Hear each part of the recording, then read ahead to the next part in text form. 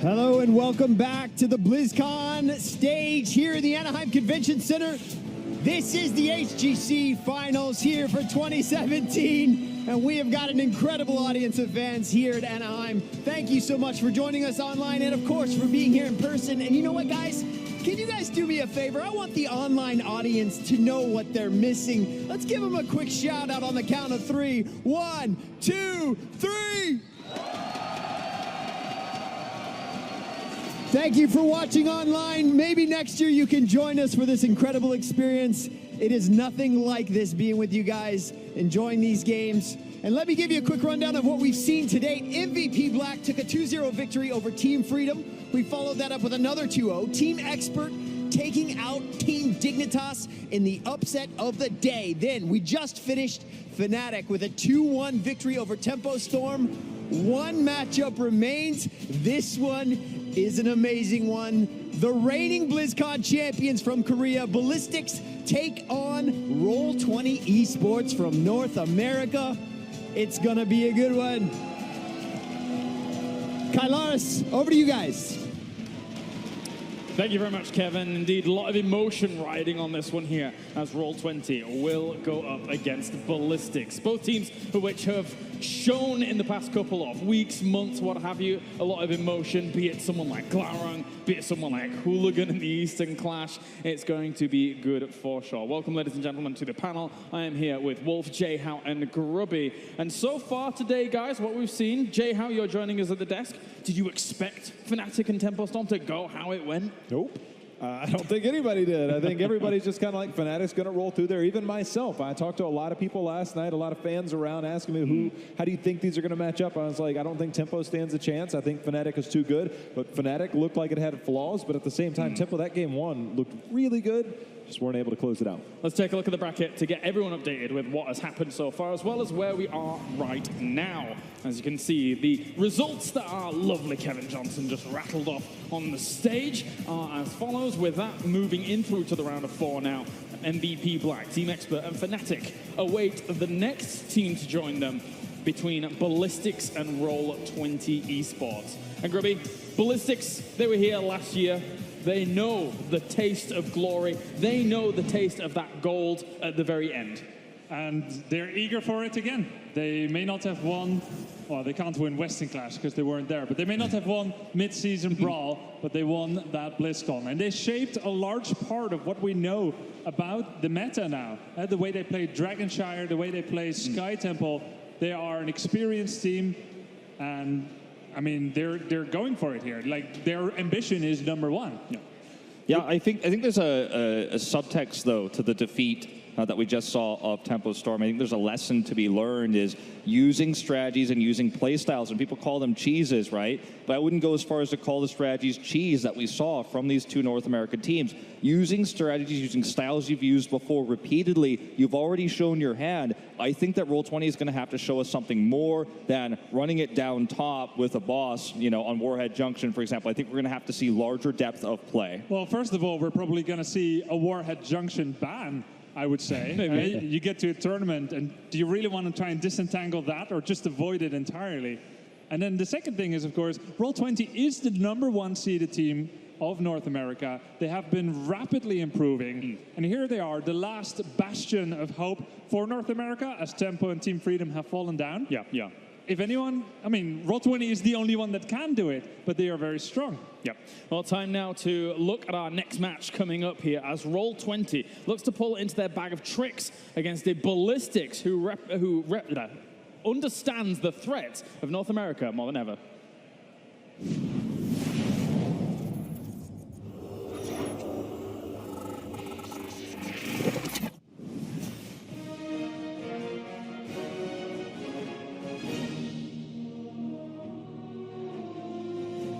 This is my first BlizzCon I've ever been to, not even as an attendee.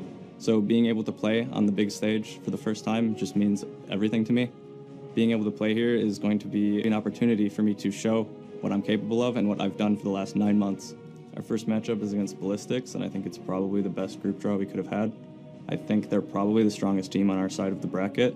So if we get to face them in a best of 3, I think that probably favors us because we have some unorthodox strategies that we can pull out against them. One thing that we've been able to do against two Korean teams historically already, first at mid-season Brawl, we were able to surprise them with the strategy, and then here in the US versus Tempest, we were also able to surprise them on Warhead Junction. I think we have a few more tricks up our sleeves, and if we play really well and we play at our best, I think we can win 2-0 with the element of surprise against Ballistix. I competed in my first Blizzcon in 2016 with Denial at the time was my team, and we had a pretty overall lackluster performance. We got 7th, 8th, and personally, it was a really disappointing performance overall. Looking into BlizzCon 2017, I'm really excited to prove that North America is a good region once again, and sort of on a personal level, I want to achieve greater than I had achieved last year, so I'm shooting for first.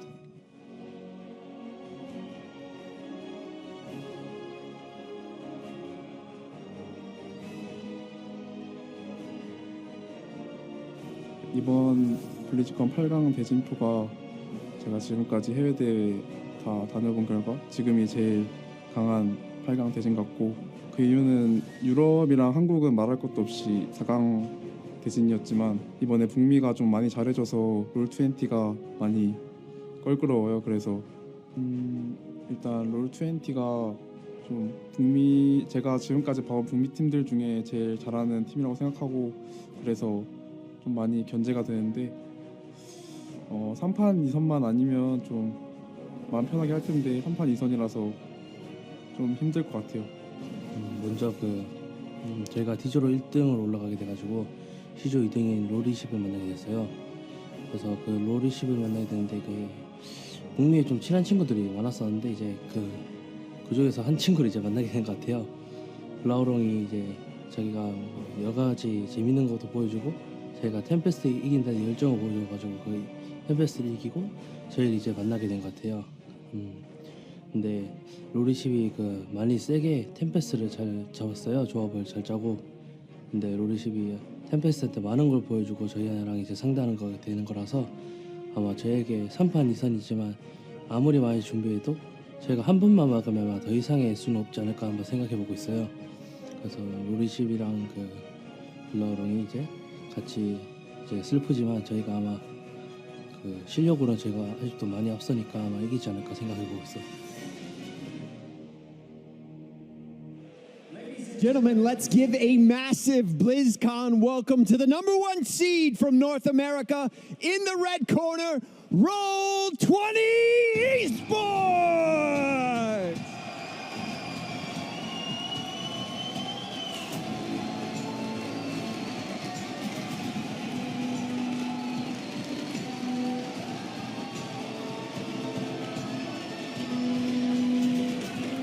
And in the blue corner, our reigning BlizzCon champions, hailing all the way from Korea, it is Ballistix!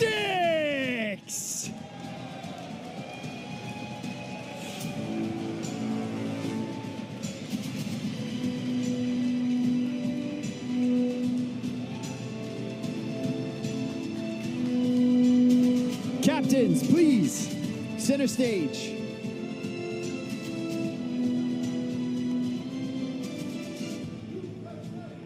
Good luck. May the best team win. Kylaris, over to you.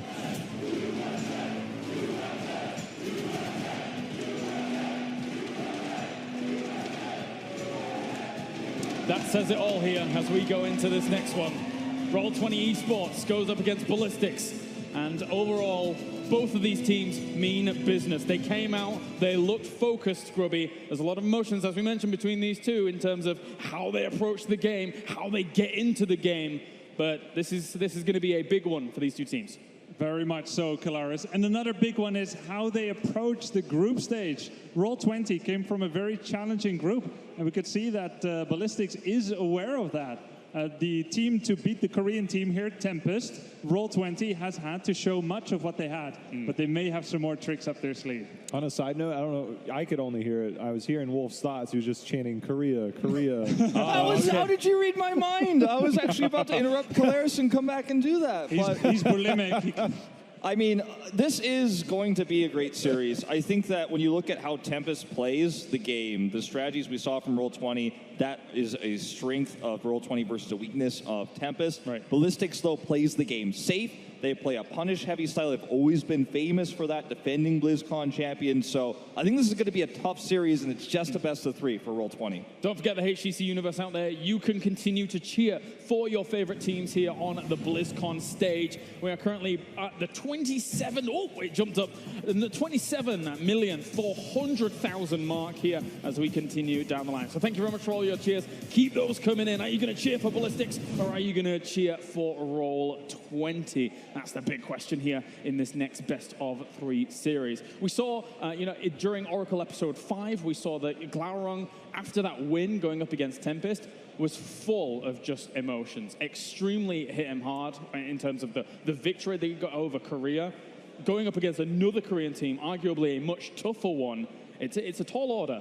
Yeah, I know exactly how that feels. It's just this, you've been working for it so hard, you've been daring to hope so much, but then you finally get to that stage. Yeah. And he mentioned he was top 8 last year, Glaurung, but it's even more competitive now, the scene. So to actually make it past such a challenging group, and to do it with a team of fellows that like each other, so much, that like to play with each other so much in Heroes of the Storm, that must be a very powerful emotion. Let's find out which battleground we're going to be going to for this best-of-3 to start things off. Our final best-of-3 of the day. Roll20 will take us to Battlefield of Eternity, and I see J-Howe nodding his head. Yeah, there's the ban on Warhead. The ban on Warhead, but Battlefield of Eternity says that Roll20 knows exactly what they want to do. And what they want to do is be able to have the opportunity to team fight against the team like Ballistix that likes to play the macro control. I talked about this a little bit last week, but Roll20 uses this battleground so much. Depending on where the Immortals will spawn, they will hard reset, basically a soft reset in a sense, to where they will rotate down to that Immortal, reassess the situation, and see what they can do. All right, it's time. Getting into the draft now. Roll20 against Ballistix. BlizzCon, get pumped as we get into draft number 1. I'm really excited to see how this draft pans out. One of the heroes that we've seen on this map, specifically in Korea, is Li Ming. We know how well Prismaticus can play the hero, SDE as well. Many consider him to be a rookie player. That's not true. He has a long, storied career in Korea. He's been playing since 2015, and now he's here on the biggest stage. We'll see how much they want to prioritize this hero going into the draft, whichever team ends up having to take the poke-like composition. But interesting to see these two Li Ming players finally clashing against each other on this international stage. This instantly reminds me of Ballistix just several months ago when they have that priority on the Tyrael and we see them execute things. I remember there was this play that SC made on a Genji. Back then, it was just like, wow, like the way this team coordinated, the way that he was able to pull it off. We see the ultimate coordination, but two heroes that definitely kind of anti-dive is the Brightwing and the ETC. Whoa. All right. Slow down, Ballistix. Tyrael, Kharazim, they give movement speed, they give buffs. Abathur gives buffs. It's all pointing towards a very hyper carry comp by Ballistix. It's either going to be Genji or a melee assassin, probably. Yeah, I think that Greymane is obviously a strong possibility here as well. This is going very fast. Very quick indeed. So let's see if they want to go down the Greymane route. That's been the go-to in terms of range DPS. That's standard for Ballistix in the past. When you have a composition like this, you have the extra attack speed. Abathur slows rotational play as well, so you can have this strong hyper carry that isn't out-rotated because you have the mines to stop those rotations. I don't think we're going to see something like an Illidan here. Not this early in the tournament. Ballistix would not dare to pull something like that out against Roll20. Greymane is the one that makes the most sense. He's solid, he's versatile, he's what a confident team would pick against the underdog. Yeah. He synergizes with Tyrael, and what's more, Arthas was banned away, and Arthas counters that well. The one thing that surprises me is, you actually mentioned this already, Li Ming having the high priority on the side of Roll20. They end up going to gold. Damn, so on the opposite side, we see Ballistix, and I believe that should... Here we go, guys. Let's pass this draft, by the way. Well, there's a lot of things to talk about here.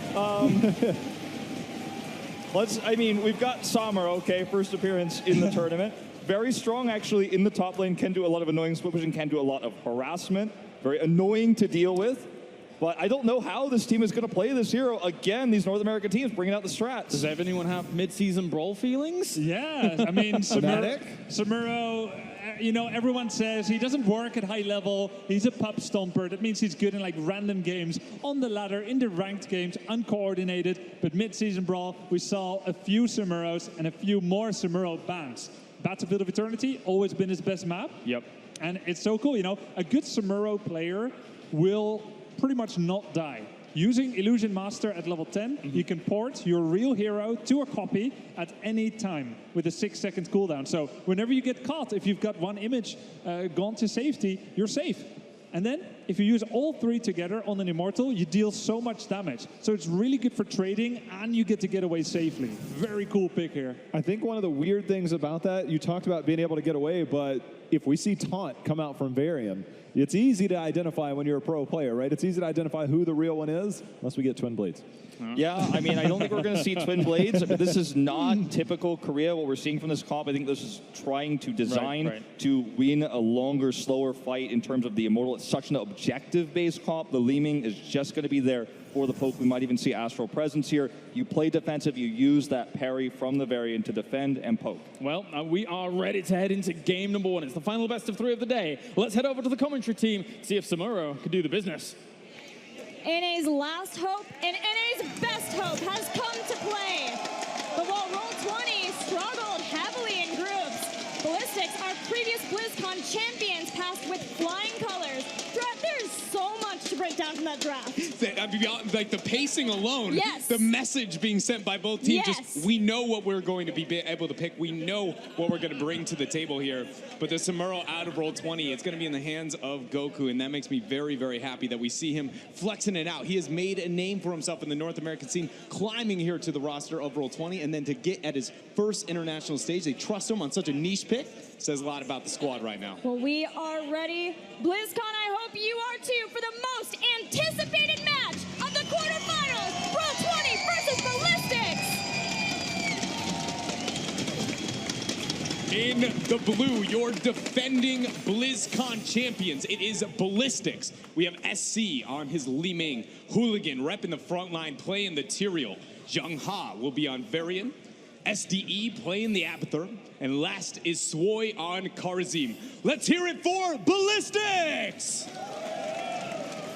And a team of players in the red, so good at the game, you might say they're naturals. We've got Buds playing Stukov, Glaurung on Brightwing, Prismaticism playing Gul'dan, Goku playing Samuro, and Justy playing ETC. Let's hear it for Roll20 Esports!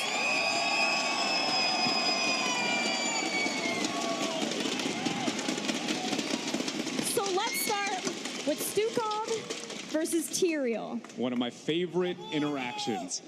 Stukov has been a response within Korea for some time to deal with Tyrael's sanctification, to just create the zone. Whenever he drops the Eldruins, you know he either has a Sanct on his body or he's going to follow up on the Eldruins. If you get that lurking arm, it is such a big breakup in the initiation that Tyrael needs to be a successful hero. And it is just amazing to me that Roll20 has the confidence to bring that playstyle to the area, to the region that actually created it.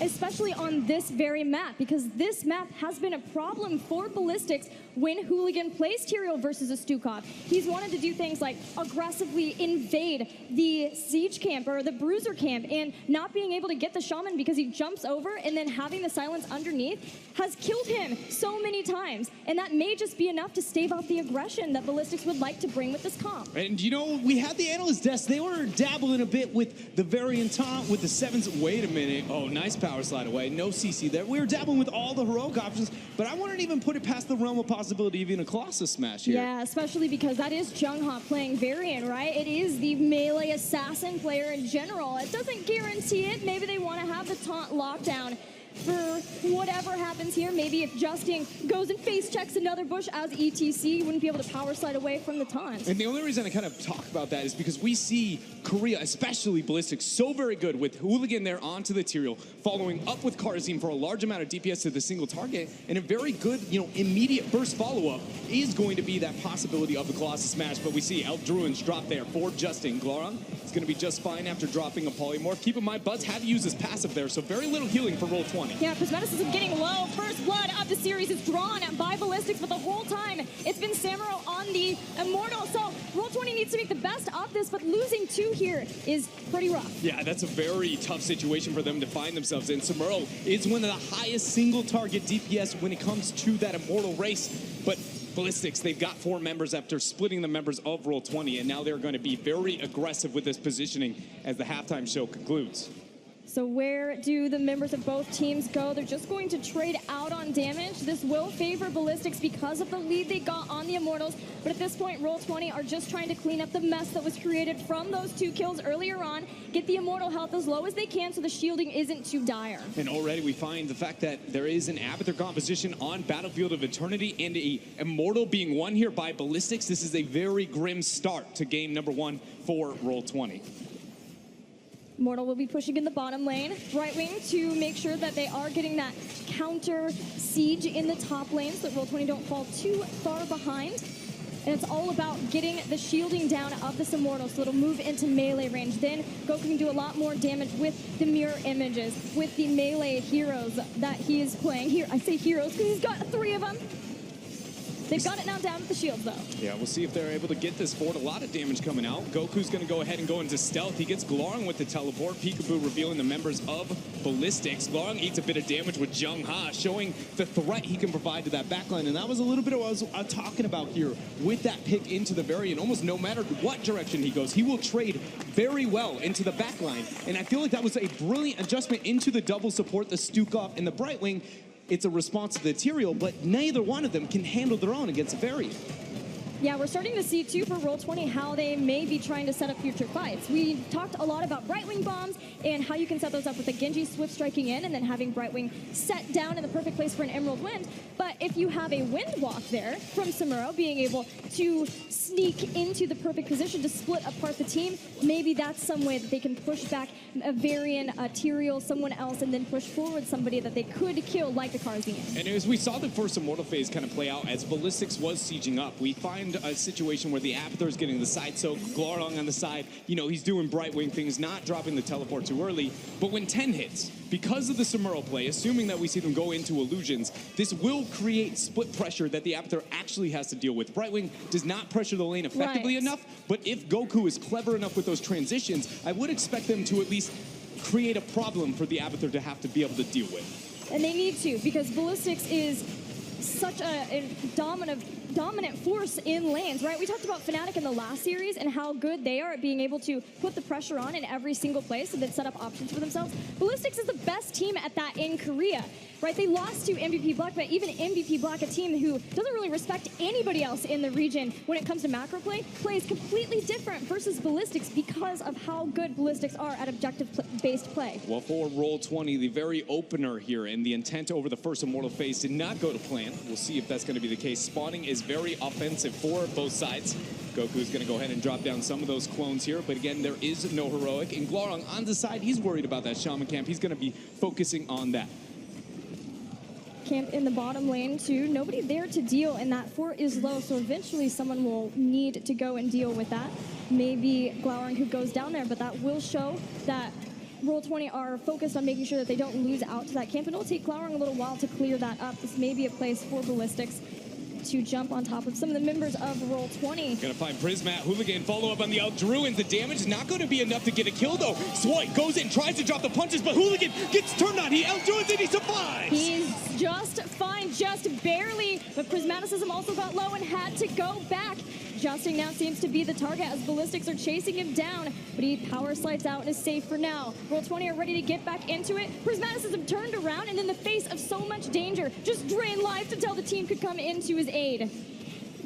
Samuro still soaking on those side lanes again without heroics available. Wait a minute though, Justin goes in. Buzz actually gets the heal coming out from Glorong. He peels back, but it doesn't matter. Ballistix again, just showing why they are so scary with these Tyrael compositions. Yeah, this time Hooligan was plenty healthy to go in and ensure that Stukov dropped. And that is amount of time where Roll20 does not have everybody out on the battlefield. Ballistix continuing to be aggressive here, now puts damage on Justin, but has Hooligan gone too far? Power slide away for Justings. It looks like that they are going to be just fine for now.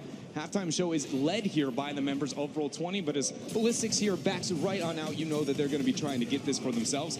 Either way, the biggest thing to highlight here is we kind of actually have a very awkward situation. Ballistix composition is better by far post-10. Their composition really seems to come online when the Avatar can get their heroics.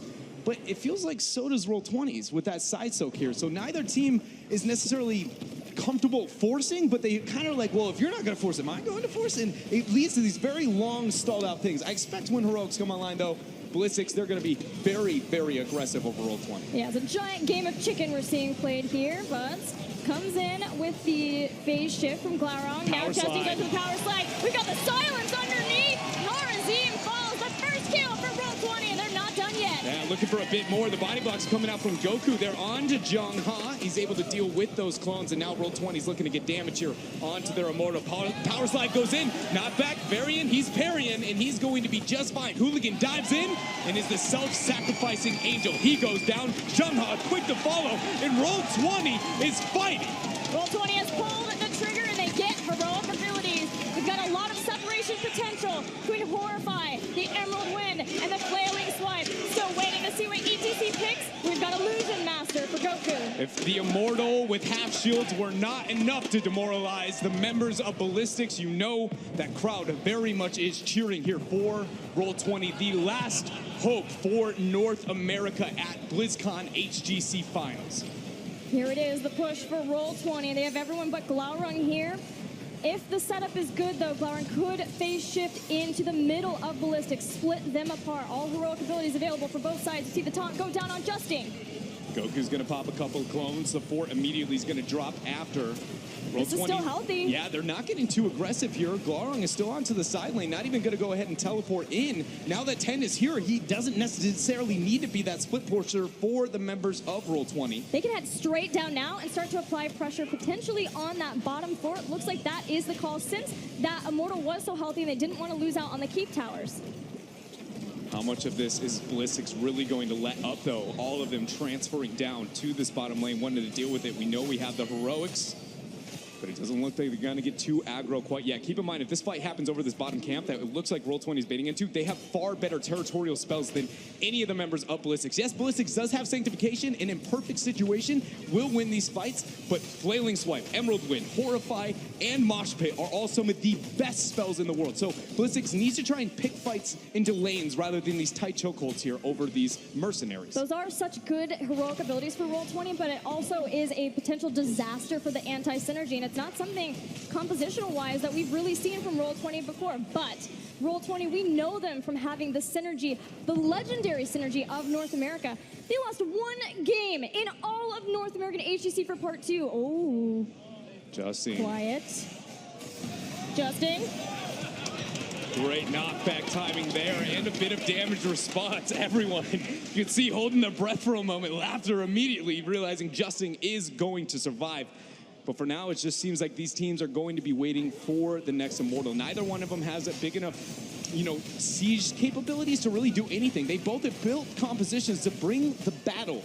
And so far here, the members of Ballistix are going to have to find a way to clump up because that last team fight, Roll20 opened up pretty quickly for themselves. Yeah, it was a good fight for Roll20, and they need more of those good fights. Ballistix continuing with their tradition of liking to invade at the Bruiser camp. Whether they can force a team to take it early so it's not a good timing with the objective, or maybe even steal it away, but a lot more respect for the Stukov, for the silence, not diving over the wall with the Eldruin Might up Tyrael. Now that 13 is here, we see Glaurung again going into the lack of an ice block. So this is something that I am expecting Ballistix to heavily punish.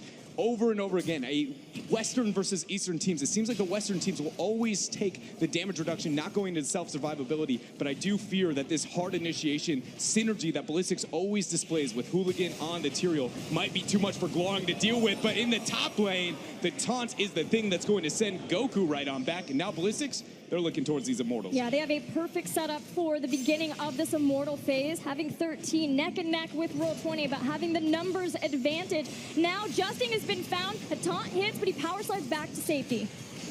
Members of Roll20 are moving forward, aggressive as if they have an advantage here, trying to rely on the fact that they have such dominant crowd control AoE spells. if the initiation happens from Ballistix, but they're yet to try and pull the trigger, Justin pulls up a little bit too far, but he's going to power slide right on out. Ballistix back out, kick off halftime, Camp pressuring up on top. Things are looking very good here for Ballistix. Man, cloning a Li Ming just offers so much burst follow-up for the taunts of variant. It's why we saw Samuro just go down so incredibly quickly. Something that Roll20 has to keep an eye on. It only gets scarier once a Holy Ground can go behind the target too. Roll20 aren't out, they haven't lost this Immortal phase, but they are behind. So it's up to them to make the right plays to be able to get into this Immortal phase still. Jungha goes in, drops a taunt on to Justin, power slide response back. Don't see the Emerald win just yet from Glaurung, even though he was kind of in the position, but they are setting up even more. The knockback does stall out Roll20 from getting extremely aggressive on Ballistix there, but they at least have pushed back the Korean powerhouse for the moment. Yeah, the members of Roll20 just don't have enough ranged poke with their double support Gul'dan composition here to really thwart the members of Ballistix back and away from their Immortal. So now Ballistix, they go ahead, they're going to tap, they're going to look to get this re-initiation. I do want to bring to light that if somehow this Immortal phase goes past 16, or the Immortal phase past 16, I expect Ballistix to use this Holy Ground initiation far better than what we've seen up until this point. They don't have the initiation. You see Jungha really drastically, panically trying to force that taunt, and that is not going to be the case with 16. So Roll20, the time is now if they're going to be successful in these skirmishes, because eventually they will be split up in just one shot. Goku's getting in there, but it was just the clone, so he's fine. And even though, yes, they've mentioned that, there's the taunt, it's up to Buds to make sure that he is watching for Tyrael always once he does go in with the Holy Grounds. With the Flailing Swipe too, pushing him away. Roll20 is going to step forward onto this Immortal, start to put the damage in with the Samuro. Gul'dan's throwing out the Fel Flame as well. Swoy and SC over the wall. You see them waiting, they all in. They're going under Justin, and he is deleted immediately. That synergy displayed by Ballistix over and over again with this Tyrael. Right now, Roll20 doesn't have a tool to deal with it. Now all they can do is lick their wounds as they phase shift back in, but Jungha is not done with this fight yet. Horrify? Forcing the Horrify just to get out, and Roll20 use so many heroic abilities and still lose the Immortal phase. That's without 16. Things are going to be difficult in the future here for the members of Roll20. But thankfully, this Immortal, you know, it's not that healthy. Its shielding is rather low, and the members of Ballistix don't necessarily have the best siege. When they initiate, they have to initiate as a unit. But I had to bring to light the fact that we are yet to see a skirmish where Sanctification has even been dropped. We're yet to really see what Ballistix is known for with this Tyrael play against Roll20. Yeah, all they're doing is assassinating one person before anyone can even react. They're going in again. Brightwing is forced up to the top lane. So now it's time for Roll20. Mosh Pit immediately interrupted and didn't catch anyone. They had the force of will still even just to take that out. 16 is all but here for Ballistix, and they're trying to keep Roll20 in the fight so that they can take them out. Goes down. 16 is achieved for the members of Ballistix. Now Taunt goes in onto Goku. He's trying to use the Illusion Master. Looks like he is going to make it out. A lot of damage here going on to the Immortal, but Ballistix, a man up, no frontliner for the members of Roll20. I was going to say they're going to get aggressive with this talent here, but it seems like that is too much for them to handle. They don't want to take the risk. Back out, play it safe. Understandably so, as they have really remained in control, the driver's seat of this game for the last couple of minutes. Yeah, the Immortal was starting to get fairly low in health, and it would force them to push forward onto the keep versus a lot of those heroic abilities that we mentioned that can be very scary to siege into. Things like Flailing Swipe, the Brightwing Bomb to Emerald win them in, and of course the Horrify and how horrifying it can be for a team. So instead, Ballistix head straight out to get as many mercenary camps as they can. Keep Roll20 back toward the side of their base, not give them any advantages, any ways of being able to take some structures down, and giving more freedom to an Abathur to continue his safe push. Whenever you're the Abathur and you get the map opened up to this kind of level, I mean, you really go from good to great. You know, you've been the slug, hiding, sending out the hats here and there, but that's your moment where, you know, you get to puff out the chest. You're like, I'm ready. I'm a real hero. I can get Soak on my own. And, you know, it's just, I really like the fact that Ballistix at this point in time, it's very likely that they're going to take what is already a dominant team fight, dominant experience advantage, and only further it here because of, again, as you said, the lack of structures that Roll20 now has remaining. And Ballistix, you can tell how good they feel with their composition just by the talents they pick. This time it's Glaurung. He lives for now. Emerald Wind gets him out. They live. Roll20 lives. Goku moves forward. Goku is just a bit of a clone, you know, not too excited here. 23 seconds out, and we're going to have the next Immortal phase. We talked about it I'm just going to say the words holy ground and leave it at that. How is Roll20 going to deal with it? Holy ground. There's another one. Justing as power slide, but there's nowhere to go, nowhere to run. Mosh stops, canceled, immediate. SC able to teleport out before Glaran gets the polymorph. Swoy drops back, gets the heal for him. Justing is able to make it out here, but brilliant synergy, teamwork again out of Ballistix. The members of Roll20, though, they might not be done yet. Gul'dan, you know, Prismaticism kind of rolling in with those dots here as the game is moving up and he's scaling upward. The thing I am really worried about for Roll20, though, is that Ballistix continues to use these extremely low cooldown heroic abilities and gets so many things from it. You use a taunt and suddenly Horrify comes out. A taunt, Emerald Wind comes out. These are far longer cooldown timings for Roll20 that are being used just to stop Ballistix from taunting someone to death. Yeah, that's a great point that you bring up here, and I wish I could say I have the answer, but the members of Roll20, it feels like they just gotta wait for those cooldowns and look for the initiation. Snapple fact here of this game, though, is that they're 65 seconds out from getting that mosh pit. Shaman Camp will be dropped, something that somebody's gonna have to deal with, but first we see Jongha move up for the taunt. Yeah, the thing for Roll20 to consider here is when someone gets taunted, how many people are there with them? Have they dropped the clone? Is everyone in concert? But the problem with that is some of these things to stop the taunt that aren't being used as heroic abilities, those won't save you in time if everything is in conjunction from Ballistix. So Roll20 are basically playing with fire at this point. Laurent got taunted out, chunked down below 50% HP, but it's a double support. They'll be fine on ticking those HP right back up. Keep an eye on that Eldruin. Constantly. You cannot ignore that thing. You legitimately just view it as, in any moment, if I step across this, expect to be split away from the rest of the members of Roll20. Goku did end up dropping back there to be able to deal with the Shaman Camp, and I'm expecting SC to, you know, use that Li Ming poke now, knowing that they have a man advantage on this Immortal. Gosh, speaking of Li Ming, SCSC has pretty much been untouched in this game. He really has set himself up to be the carry of this team. Before the event, averaging 4.4 kills per game, the highest of any player in HGC, and he's been continuing that with 4 kills per game in the 4 games they played in the group stage. He is a monster. Roll20 has been able to stall this out and for Mosh Pit to come online. All heroics are available for both teams. Whoever wins this next fight, I feel like, especially if Ballistix is successful, and it is very likely, it could be a minimum 1 keep, maybe 2 keep, or even a good old GG here. Roll20 just cannot overstep. Again, Hooligans, Holy Grounds are unrivaled. Clone's gonna be used. Roll20 steps up, Goku comes from the side. Jongha goes in with the taunt. There is the Holy Ground.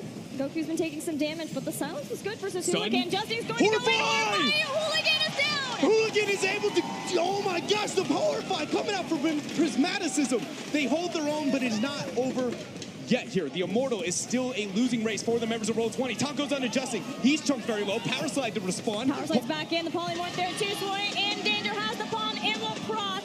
Swoy dashes out to the team, but Palm has been used. Roll20 has drawn blood. Samura's backing out here, using the clones with Prismaticism. They're going to get a lot of damage here onto that Immortal. The members of Ballistix too afraid to try and move up here to deal with this 3 versus 4. I mean, it's 4 versus 4, but Avatar, you know, math's a bit hard there. And it's just amazing. That Horrify was such a brilliant initiation. Constantly, I was sitting there, how do they deal with the Holy Ground? And the answer is, just don't let them throw out the Adruins. Just start the fight before it's a possibility. Yeah, the silence was very good from Buds, too. And then Justin, every time he would go in and do the impossible, it felt like he was just going to die, being that squishy ETC compared to some of the other frontliners. But they believed in each other, and Roll20 are rewarded. They will get this Immortal, and they can siege the structures of Ballistix. But the experience is a problem. Ballistix is still almost an entire level, at least 3/4 here, over the members of Roll20. And the 20 talents here will come online-ish. At best, Roll20 can say we're going to be even with the members of Ballistix. And if we see that 20 initiation die past the Immortal, which we know the members of Ballistix are going to be looking to make happen. Oh, here it is. This is Oh my! Super deletion. Buds uses the flailing swipe, but it doesn't matter. Ballistix dives past the Immortal, takes out Gul'dan, and that was all for nothing for Roll20. They at least get the fort, but now they're down the 20s. The members of Roll20 there, you can see the hesitation, and the minute they split up for a moment, Again, the synergy Ballistix shows, the initiation capabilities, and now they do have those heroics. It wastes all the efforts over that last Immortal. All the, miracle team fight, Horrify is kind of wasted now. But Roll20 will be able to get their 20. No keeps down for either side. It's kind of, we're almost back to even here, Gilly. Unless we forget, the last time Roll20 played Battlefield of Eternity, they were down 2 keeps and still defeated Tempest. So they're probably feeling a lot better about this game, at least, and the fact that they still have their keeps. Yeah, very good, great point that you bring up there. Roll20 always to keep themselves into this game.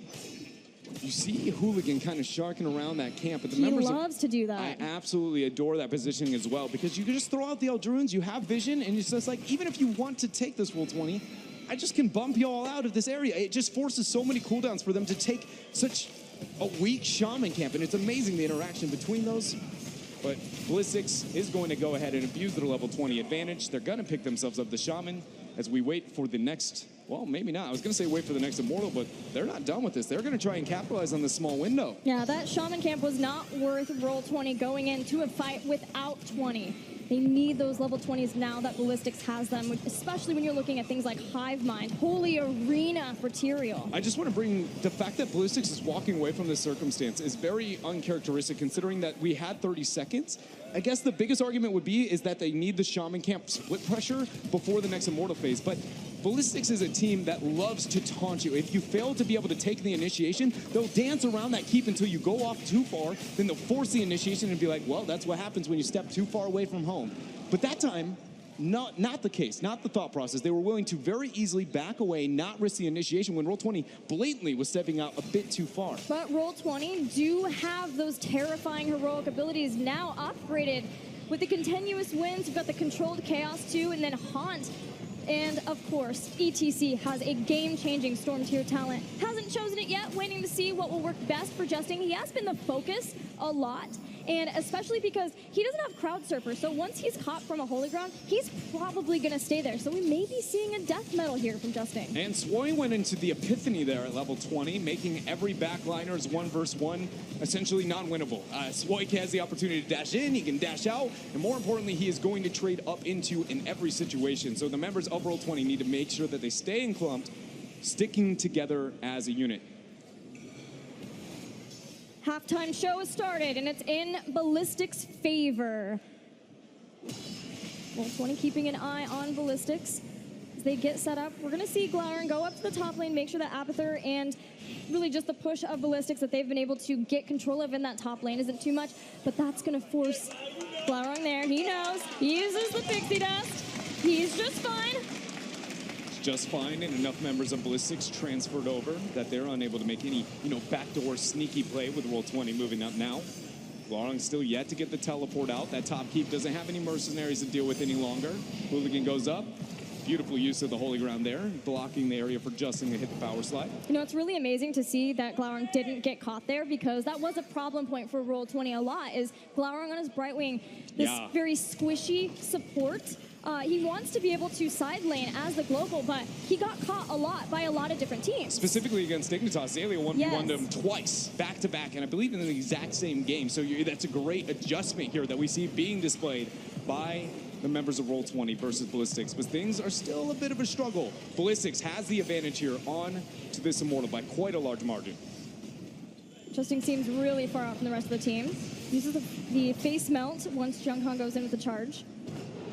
No taunt usage yet. Both of the teams very patient in this Battlefield of Eternity game. The first game of a best of 3 with North America's last hope, Roll20 taking on the previous global champions at Blizzcon last year, Ballistix. They cannot make one mistake. Taunt goes down. Spoiling swipe number 1, but again, post 20, that's not a cooldown that they're going to be too concerned about. Lurking arm drops, getting a bit of poke, but no one pulling the trigger here quite yet. Goku and Justin doing a really good job either side of that rock to allow Prismat to throw out a few of his Fell Flames. Just trying to even up the poke damage that was done by SCSC. Li Ming is a fantastic poke hero, and now they're even using SDE, just trying to poke down this Immortal as fast as possible. It's going to force the hand of Roll20. You can see them getting at least anxious a little bit here. Glong comes in. Goku trying to get the fake power slide. One-man mosh pit. It's interrupted. There's the repulsion. Jungha takes some damage. Goku's in, forcing the sanctification. Flailing Swipe pushes back Ballistix. Roll20 still going forward as the Horrify's out. Horrify goes down, but nobody ends up dying there. Swoi pretty low in HP, but he still has the palm if necessary. Justin gets split. We see Jungha trying to go in. The knockback is there. Power slide follow-up, and Jungha goes down. The silence so good. Varian dies. Swoi in danger as he dashes to Hooligan. Hooligan gets him out of trouble, but Roll20 moves immediately to claim this Immortal. Second Immortal of the game here for Roll20, but a very different circumstance. Ballistix is going to be down themselves a Varian for a long while. And this is going to be most likely minimum of a keep for the members of Roll20. If Ballistix loses 1 to 2 members, could be game. The patience from both of these teams was so incredible in that phase, but finally Roll20 finds an opportunity for greatness here. They take out Varian. They have an Immortal. It's low in shielding, so they need to protect it from the poke as much as possible, but not take too much free poke to make them vulnerable. Sanctification was forced in the last fight. 30 seconds before Ballistix will have that crucial heroic ability. 8 more seconds before Varian is back to join the members of Ballistix. The shielding on the Immortal already removed from SC there, throwing out so many spells onto it. Yeah, even the clone of SDE, Justin tried to soak some of those up, but took a bunch of damage. Didn't want to do that. Glaurung's here. The keep is down. Power slide out. Swoi's in a bad spot. Horrify is used. He's going to get dropped to the back line, and he goes down. Swoi is gone. Roll20 Esports has just taken down the support of Ballistix. They are down to 4 members, including the Avatar, as the flailing side pushes back. But Buzz is in danger. He goes down. A support for a support. The shielding on the core is removed. 68, 80. They look at the Immortal. It 40, goes down. 30. 25, and it's going to go down. Roll20 Esports will take out Ballistix in game 1.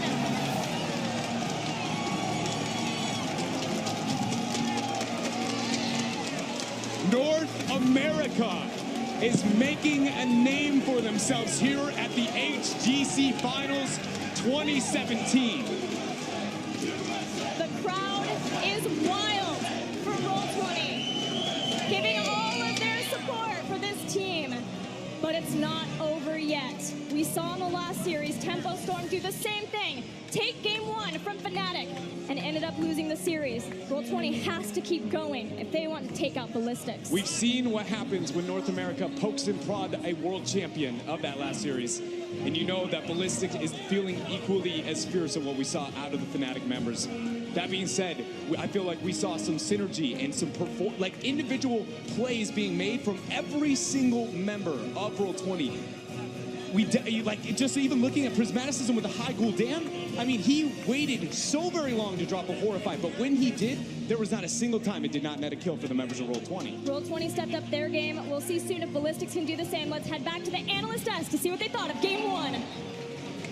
The 5 members of Ballistix thought they had control over that game, it seemed, for quite a while during it, but then they stared down the 6 members of Roll20 when it came to the team and the crowd. Oh my God, what we saw there, every single kill that went down just seemed to fuel Roll20 more and more as the crowd erupts in cheers for every single little edge that they can find. Yeah, I mean, 5 members or 6,000 here, Galaris. Roll20 here really gave the crowd a treat of epic proportions. This time winning not against, Fnatic, who already dropped 1 map. No, Ballistix was undefeated. All right? And winning against the number 2 seed from Korea here as Roll20, it's really amazing. But what I really want to see from them is to respect themselves in the sense that don't just be too happy about 1 map when it's all about the best of 3, right? Yeah, I mean, I think that's what we saw there at the end. Glaurung getting very excited. Everyone else, though, kind of trying to stay calm, right? And I think that what's most impressive about this draft and this win to me is I feel like any other hero but Samuro would have given them a greater result. I don't think the Samuro pick was what won it for them. We saw so many moments with the flailing arms, the Horrifies, that heroic synergy in the late game got them the picks that won them the later team fights. And I mean, if they could do this with a Samuro pick, I feel like they could do it with anything. No respect for the Samuro. I mean, it was kind of a cool poke against the Immortal. I slightly disagree there. I do think those were really huge, those disengages. But Samuro, I mean, I have a love for the guy. He's, Right. I think he did great. I have one moment actually here, a Absolutely. replay, because before we go into the replay, let's go into the replay right away. But Nice. as we just pause it here for a sec, this game, to me, was 100% about the copy timings of Abathur. Ultimate Evolution is a 20-second uptime. The way that SDE was able to hide Ultimate Evolution copy timings as we roll it forward slightly and then to use it for a single target blow-up was truly inspiring. You're going to see Li Ming position herself here with the copy, and they're waiting for ETC. And look at the speed with which they execute. Now, this is more damage than actually was allowed to come out from the 4 members of, and that's kind of it, you know, that's a really cool kill. But this was a big stalemate breaker that allowed Ballistix to draw ahead. Copy timings is something every team plays around and plays against. Yeah. For sure, the communications will be, okay, they use copy, let's pull back, Emerald Wind, Horrify, let's go away. If you hide that one, and you can on BOE, then there's such an opportunity here for Ballistix to get a kill. They played around this really well, Ballistix, but in the end, Horrifies, Emerald Winds, and Flailing Swipes had the better control of the fight. Such a cool game. I really felt like both teams gave it their all. J-How? I gotta play devil's advocate here. I'm sorry. I make no mistake about it. Roll20 played phenomenal. But when we saw the battleground pick loading into that, I said, this is exactly what Roll20 wants. They want to be able to take a fight. They want to be able to have that opportunity, same way MVP Black does. But I got a feeling that we'll probably see Ballistix try and take the map pick to something they're more comfortable with, a larger battleground to play more towards their macro style. Let's temper expectations for a moment because we're talking about a world championship team here. So we'll see going forward. All right, that's game 1 in the books. Let's go to a short break here and hear from our sponsors before we go to game number 2. The 2017 Heroes Global Championship Finals are brought to you in part by Republic of Gamers, Intel, T-Mobile, and NVIDIA. That's right, game 2 on the horizon here. And, you know, just going back to game number 1 whilst we're getting geared up for game 2, what you were pointing out, Grubby, became even scarier for a team like Roll20 down the line because of, you know, Banner of Dalaran, which actually isn't the most common choice, but being able to power up all your members around that for the blow-up. Eventually, Roll20 kind of cottoned on that was continuing on, but and they played it very, very patiently, so kudos to them. One really cool thing here is Brightwing's level 13 talent as well. Not taking Ice Block. We heard Dreadnought talking about it. Western teams, it's greed, really. Trying to get more value out of your basic abilities makes for better sustained, prolonged fights. Whereas Ice Block, 1 minute cooldown, save yourself once, but for the rest, there's no other value. Yeah. So defending that Banner of Dalaran with that very timely Pixie boost, which gives spell armor and now physical armor, was going to be absolutely key. And you know, they pulled it off. Credit where credit is due to Roll20. But as you said, J-How, you're playing devil's advocate. You think that Ballistix is going to come back out strong here in the next map? I think they'll come out strong, but this is a heavily momentum-based team. Shades of Fnatic from last year where it was just like you saw so much energy from that team, and they feed off of this exciting crowd that we have out here. So we'll see how they do. Let's find out where we're going. Game number 2. Which battleground will it be? Roll20 takes us to Tomb of the Spider Queen. I think this is a mistake by Ballistix not to choose a larger map. I mean, their go-to map has obviously always been Dragonshire. It was banned away by Roll20, so not available here. But to give them this smaller map goes back to what Ballistix saying this is a best of 3. That's the scariest part. And then you put yourself on Roll20's maps. You might go out 0-2 here. How fast does Medivh get banned is the question. We're going into game number 2 as we go into Ballistix is trailing 1-0 against Roll20 Esports. You know, in 5 best of 3s, Ballistix has banned Medivh in first spot 3 times now. 3 out of 5, and now 4 out of 6. Very heads-up ban suggestion there, Kalaris. Yeah. You know, I really thought Ballistix will be choosing the battleground as well, Wolf, and I thought they were going to go to Sky Temple. Yeah. A map where you could get control early. You can take that control away from your opponents. It's a heavily picked map in HGC Korea by Ballistix, by MVP Black.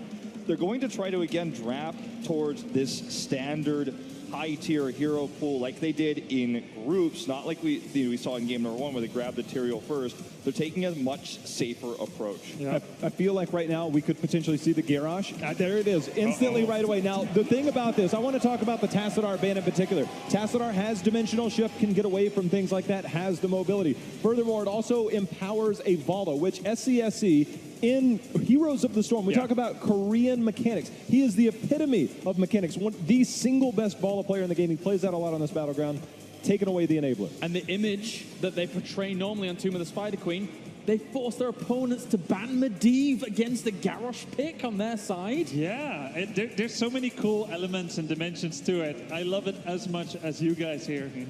I feel like, one of the stories of the leveling up of the West, obviously we had a new league format this year, had more matches played, more strategies available to learn and play in general. I feel like it's always been kind of mechanics versus strategy in terms of Korea versus the West. Now that the mechanics have risen up for the West, we see these strategies working more and more often. And you've got this mental edge now over Ballistix, forcing this Medivh ban, for example. And that's why the West, I think, is doing so well in this tournament.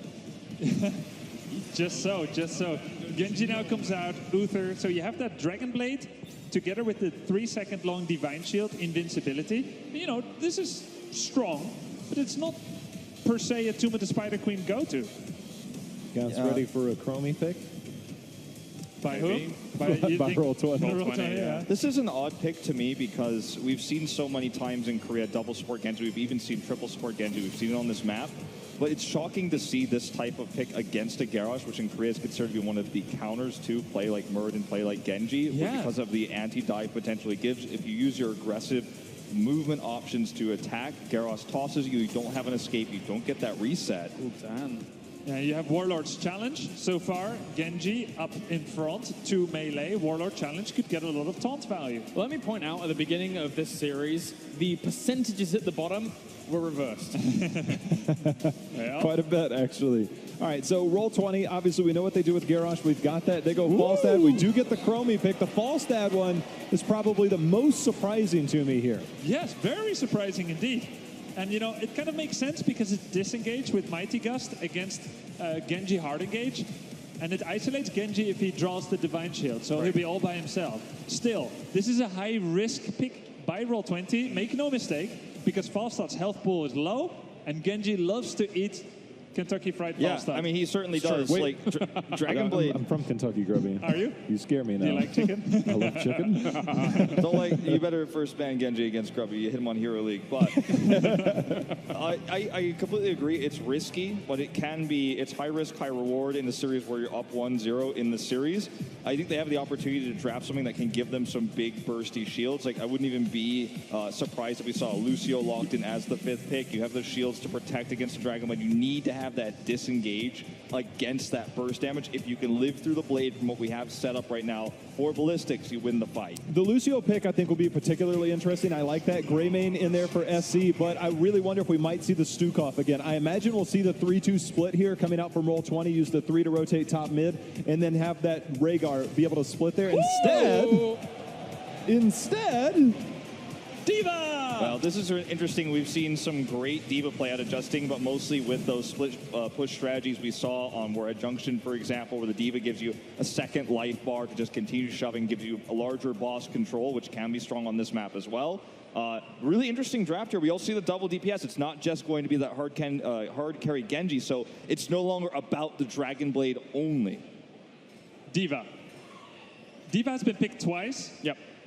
Once by Roll20, once by Team Freedom, I believe. They got picked on mercilessly. I like how it worked. It was a good pick. It was special. It has a lot of power. So many dimensions to D.Va play. But the execution in both cases wasn't there yet. In order to make this D.Va play, Roll20 is going to have to execute better than we've seen D.Va played at this tournament so far. But it's very cool. They can reposition the bomb with Garrosh, right? If they. Yes. Wow. Theoretically. Here, catch. Yeah.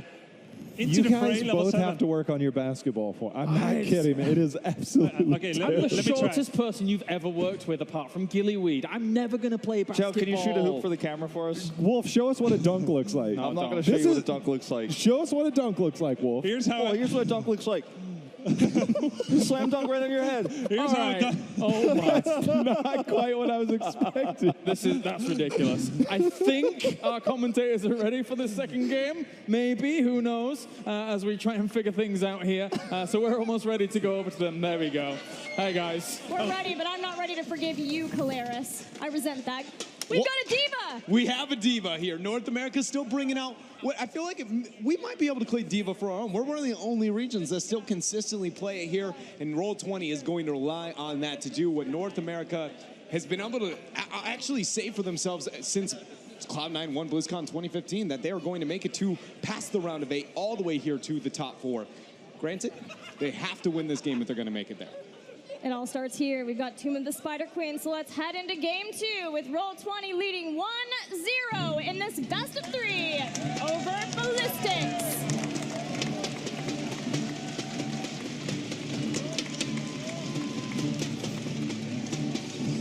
Down a game, but they are not out. It is your defending BlizzCon champions, Ballistix. SC is going to be on Greymane. Hooligan on Muradin. Jung-Ha will be playing Leoric.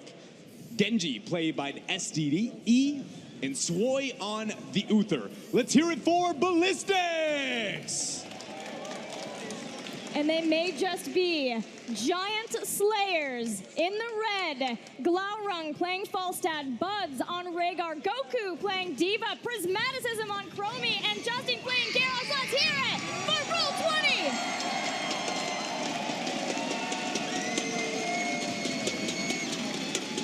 Roll20 has brought in so many of what we consider to be NA strategies. Cheese or not, they have taken us to Warhead Junction.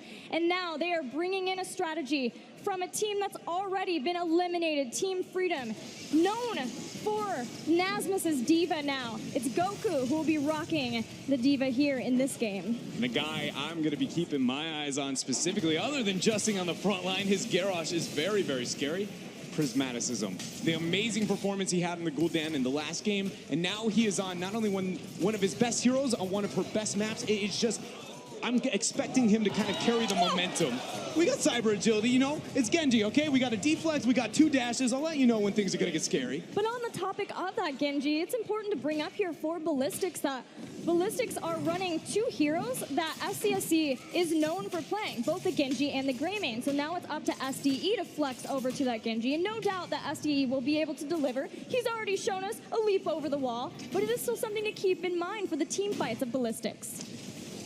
SC maybe cut out too far. Longo barrel rolls over the wall, and Ballistix turn it around. That is going to be first blood for them. Members of Roll20, you see them trying to get the response, but it is just a little bit too little too late here. Yeah, and that's what the analyst desk talked about, is how squishy Falstad can be as a solo laner. For them wanting to keep Falstad in top, Diva in the bottom, and then have the rotations looking for picks from the other 3 of Roll20, Glaurung has to be cognizant of how quickly he can fall to the damage, the sheer damage output, along with the crowd control between Muradin and Uther that Ballistix has. And one thing that I really enjoy about the pickup of the Diva, specifically into that Genji, whenever you know you have that kill target, the defense matrix interaction, the predictions you can have there, it's always one of my favorites. Beyond the fact, you know, as we've talked about before, the opportunity to be able to use the into the fray with that mecha explosion. Either way, Goku's going to have to make, you know, a pretty big explosion here in this game if Roll20 is going to take another game over the Titan that is Ballistix. Yeah, it's so interesting to see Roll20 now flex Diva into 2 different players on the team. Justing was playing it, but that was more of a cheese type strategy, yeah, when they played it before, with Justin playing that up against Team Dignitas. But now here you can see it's more of the solo laning, her ability for safety in the lane when she is playing against that Leoric. So far, Ballistix has had the better end of the turn-in game. They've gotten 12 of their gems turned in. They're slightly being able to just have the lead in rotating between the turn-in points directly, which shows you that they are having the control over that mid-top rotation. And one thing that I'm going to be heavily keeping an eye on for Roll20 is how they're going to approach these gems. North America struggles, to say the least, with Tomb of the Spider Queen in identifying win conditions effectively. Not only just against other North American teams, but also especially when they bring this to the international stage. I want to see how proper do we see Roll20 when they get a turn in, how much does it gain them, how much does it really net them in value? Because we oftentimes see North American teams, it feels like almost just put the gems in because they're more afraid to lose them than necessarily make a play with them. And that is what I need to see of Roll20 if they're going to do what North America, again, has not been able to say they can do for over almost 2 years at this point. Yeah, even earlier today when we saw MVP Black versus Team Freedom. Team Freedom gave a turn in when MVP Black were just about to get heroic abilities and had Ragnarok so they could defend versus that really easily, and that set Team Freedom just so far behind. That has been a problem point for teams from North America in the past, but it's also a battleground where Roll20 feels very confident. This is the battleground where they shut out MVP Black at the mid-season brawl, so it's a good place to start in what might be them being able to get another 2-0 victory over a Korean team. Gilly, I know all the fans here are backing Roll20, and then obviously you and I, it would be nice to be able to see Roll20 do well, you know, North America growing, but I hate to remind everybody, yes, Roll20 did end up getting that a shutout versus MVP Black, and then MVP Black proceeded to let the exact same draft happen and straight shut out Roll20 the opposite direction. So yes, there are moments of glory here for North America. As we have a, you know, a bit technical moment there for a second. Hooligan splits over. And it is down. First kill for Roll20 as they flip over Hooligan. So the gems still being in favor of Ballistix. They've used this time to get most of what is necessary for their first turn in. See if Roll20 wants to spend the man advantage time here to try and concentrate on the turn in. SDE uses one jump. Going to go ahead and use that Swift Strike away. The members of Ballistix, though, actually getting a couple turned in up on top now, can claim 43 for their own, even lock in a Webweaver phase to boot. So Ballistix being able to rotate to the top, even though they did lose Hooligan, will give them the blue Webweavers. And now we see the defensive capabilities of Roll20. Now Boomerang is here, that's going to help a lot for Falstad. There's a great wave clear for Rhaegar. Chromie has taken Mobius Loop so that she can try to have more Dragon's Breath up so that she can get the wave clear there too. It's just if we see D.Va forced to use self-destruct as a means of being able to bring down these web weavers. Yeah, there's two kind of self-destructs, you know. One that's, I'm just trying to save my own butt here, and the other one where it's like, I'm trying to make sure that you are no longer going to exist in this world. Web Weavers, though, the damage being done here for the members of Ballistix, we're going to force the mech on top. I feel like this is a fair trade for Roll20. It's going to deter a lot of pressure towards top. Middle Web Weaver was dealt with on as well. Bottom is the only thing to show concern for. Yeah, bottom is a problem. This lane sustained damage earlier on.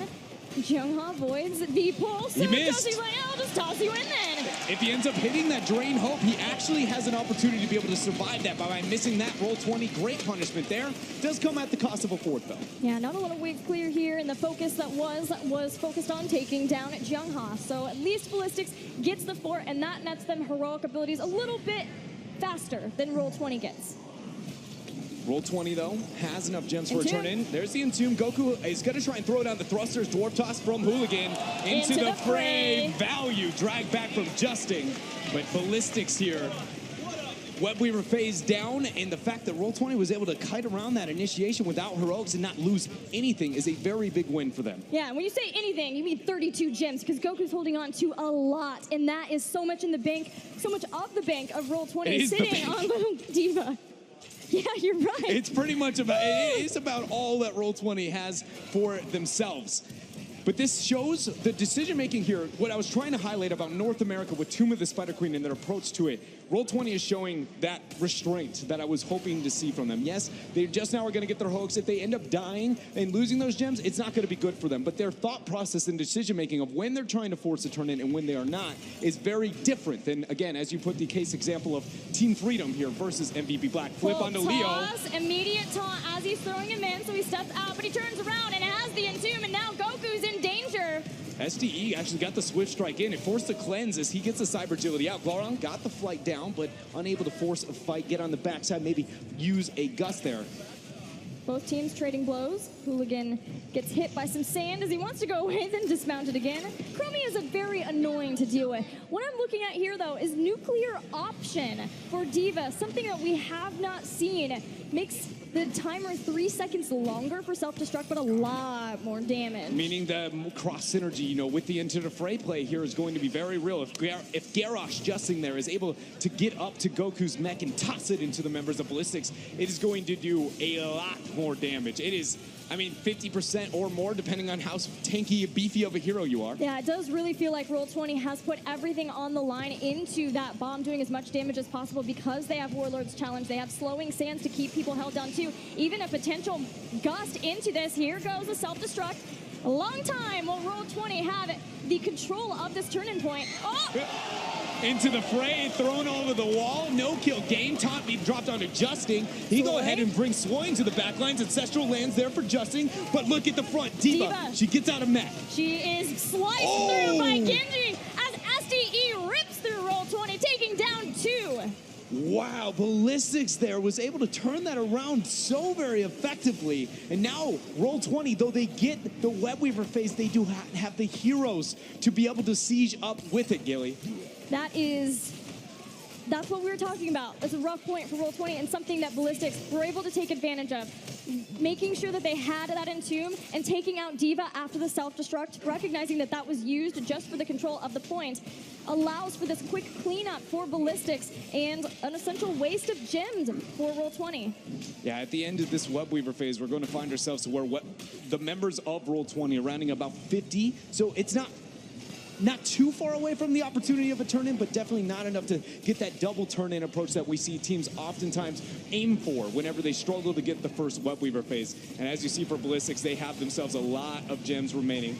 A flip on to Jungha, but just follows up with a Wraith Walk. Yeah, and there's the follow-up in Tune 2, keeping Justing away. There's the Gust separating Hooligan from the team, and even without 13, Roll20 takes out Hooligan. Sometimes you build a wall to keep the opponents out, and it ends up keeping your ally out. That's actually the second time we've seen an Entomb body block one of the members of Ballistix, and I feel like either Jungha or at least the synergy onto those Entombs needs to be a bit more calculated here on the members of Ballistix. Earlier, it happened around mid-fort, specifically with SDE dashing in. He had to burn 2 cooldowns just to walk away from what he thought was a winning trade. Yeah, and this is not a place to not have that synergy on lock because Ballistix are down 1 game in this best of 3 to North America, and the specific North American team that already took out Tempest in the group stage. But Ballistix have the experience advantage. They've had 13, and they'll get some Webweavers.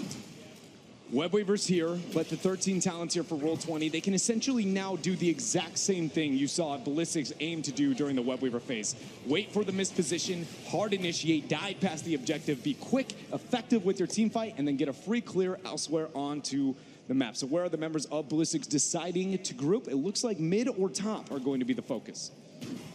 Setting up in the mid. Goku does not have self-destruct yet. It's almost there. A lot of damage put on him. Trying to bring down that tanky health bar. I really want to see Falstad try and get a flight onto this mecha explosion. A flight gust would be huge here. Is he going to go for it? Glorong, not yet to show the transfer down. There it is! There it is!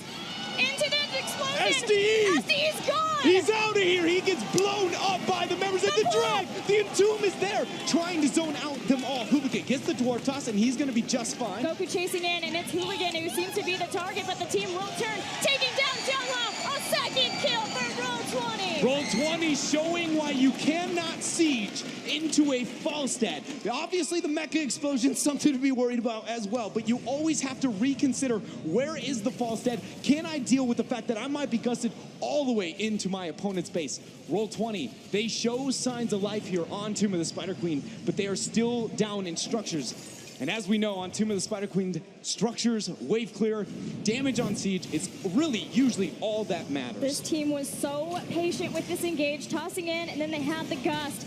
And there was just not enough Divine Shield in the world to save all the members who were hit by that. But as you mentioned, Dread, the problem was that Webweavers were sieging the entire time. Roll20 did get 2 kills. And if they can continue to get those kills, the respawn timers will get longer enough that Roll20 can actually do something with that. But unfortunately, at that point, all they could do was go back and play defense even after winning the team fight. And we have to bring to light as well the idea of Pure 4 Ballistix. This synergy between these two heroes is very different than something they've experienced into the past. And so I do view this very much as a fool me once type situation, Gilly. If they are to make the same mistake here, I feel like it is very unlikely. We are at BlizzCon, at the HGC finals, and you know, the unique flavor of North America usually catches everybody off one time, and then that is the end. So will Roll20 still be able to cheekily play around that mecha explosion, the Garrosh into the fray, and the Glorong's Gust? Yeah, the Korean teams are known for their adaptation even in the middle of a game, and this is something that they just need to adapt to. So what would you say is the biggest thing that Ballistix needs to do to make sure that they avoid the same kind of engagement? I mean, the biggest go-to, I would say, is obviously keeping track of your fall set. That's number one. But that's not always something you can truly rely on. You know, if your opponent's pressuring out things a bit too far, you can't always scout it out. So the next go-to would be just ensuring the fact that if there is going to be a gust, that it only hits targets that are effective taking the fight. Jung Ha would be a biggest one, to make sure he's okay, comfortable taking that gust into the team, Wraith walking away, or even if he goes down, that's all right. But the rest of the members, they need to remain split. You cannot let Genji nor the Gray Man get gusted in, take too much damage. Or if they do, you could just draw out a forced Divine Shield. Well, the bank of Roll20 is getting higher and higher as they have not been able to turn in, but they are just about to be 16. Which means as Ballistix web weavers continue to push down the lanes, there's an opportunity for another gust bomb explosion from Roll20. There's the 16 of Roll20. Ballistix move to the mid. Hooligan hits a stun over the wall. Nobody wanting to move up onto that one. Rayman is sieging up on top, so the members of Roll20 know that they have an opportunity here. But Glorong is dealing with that bottom web weaver. All three have just fallen about to the 50% HP. Normally, you want to hyper-focus on getting one down so that they can't, especially as they walk up to these keeps, get that much value. Glorong, though, out too far. That's a barrel roll interrupted. There's a couple of stuns there. Gust used, pushes Hooligan in, but less than what Roll20 were wanting from that, and forcing the gust is just enough for Ballistix already. With every single fort down, with keep towers taking damage, Ballistix gets a huge opening with this 2-level lead. So what are we going to see Ballistix decide to do now that they have turned in so many gems? Boss looks like it is their main focus. Yes. Because Gust is down, not having the opportunity to be able to move up here. But I do want to bring to light that Mecha explosion is a thing that can be timed around this objective. I feel like this boss call was a smidge risky on the side of Ballistix, and it looks like they're agreed. They're going to try and aggress on to Roll20. Yeah, they will unleash the boss there and just move on to see if they can get a kill instead on somebody from Roll20, but it was Goku in front. Goku had the self-destruct ready. The very least, if Ballistix can try to stun out Goku and then maybe make sure that he pops out of the mecha without using the explosion, that may still be a target. It worked for Fnatic.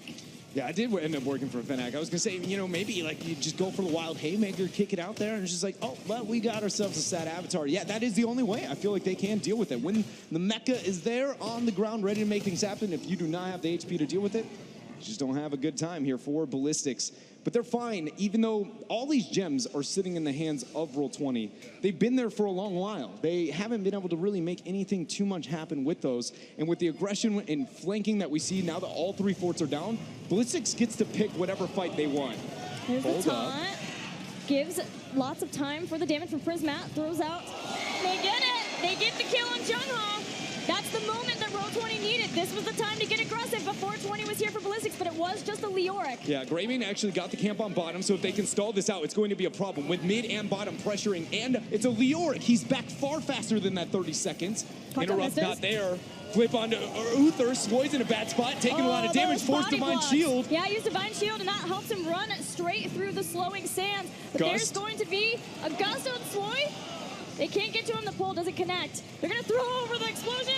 Does some damage to SDE and the forts. But now that's not going to be used to be able to zone off for the members of Roll20. And as I said here, look at the mid and bottom. This Webweaver phase, because so much pressure was put out by Ballistix, it doesn't even matter that it exists. It's going to lose so much HP just to skedaddle on over to that middle lane. The taunt up on mid. Avatar drop here for Hooligan as he goes on to Priz. Yeah, so what would be much better is if Roll20 could get some kills. Bots has to throw in an early Ancestral because he's about to go down. And Garrosh follows. Goku's going to pop out of the mech, uses Torpedo Dash, trying to get behind the wall. But SDE gets the reset, takes out D.Va, and that's a third kill. Roll20 has 3 Web Weavers, but losing 3 heroes. 20 advantage over to Ballistix, and I am confident that they are going to be able to open up this map, because when we lose these Web Weavers, they are grounding what is going to be a tournament. We know the top boss is there, and more importantly, Roll20 is miles away from 20 talent tier.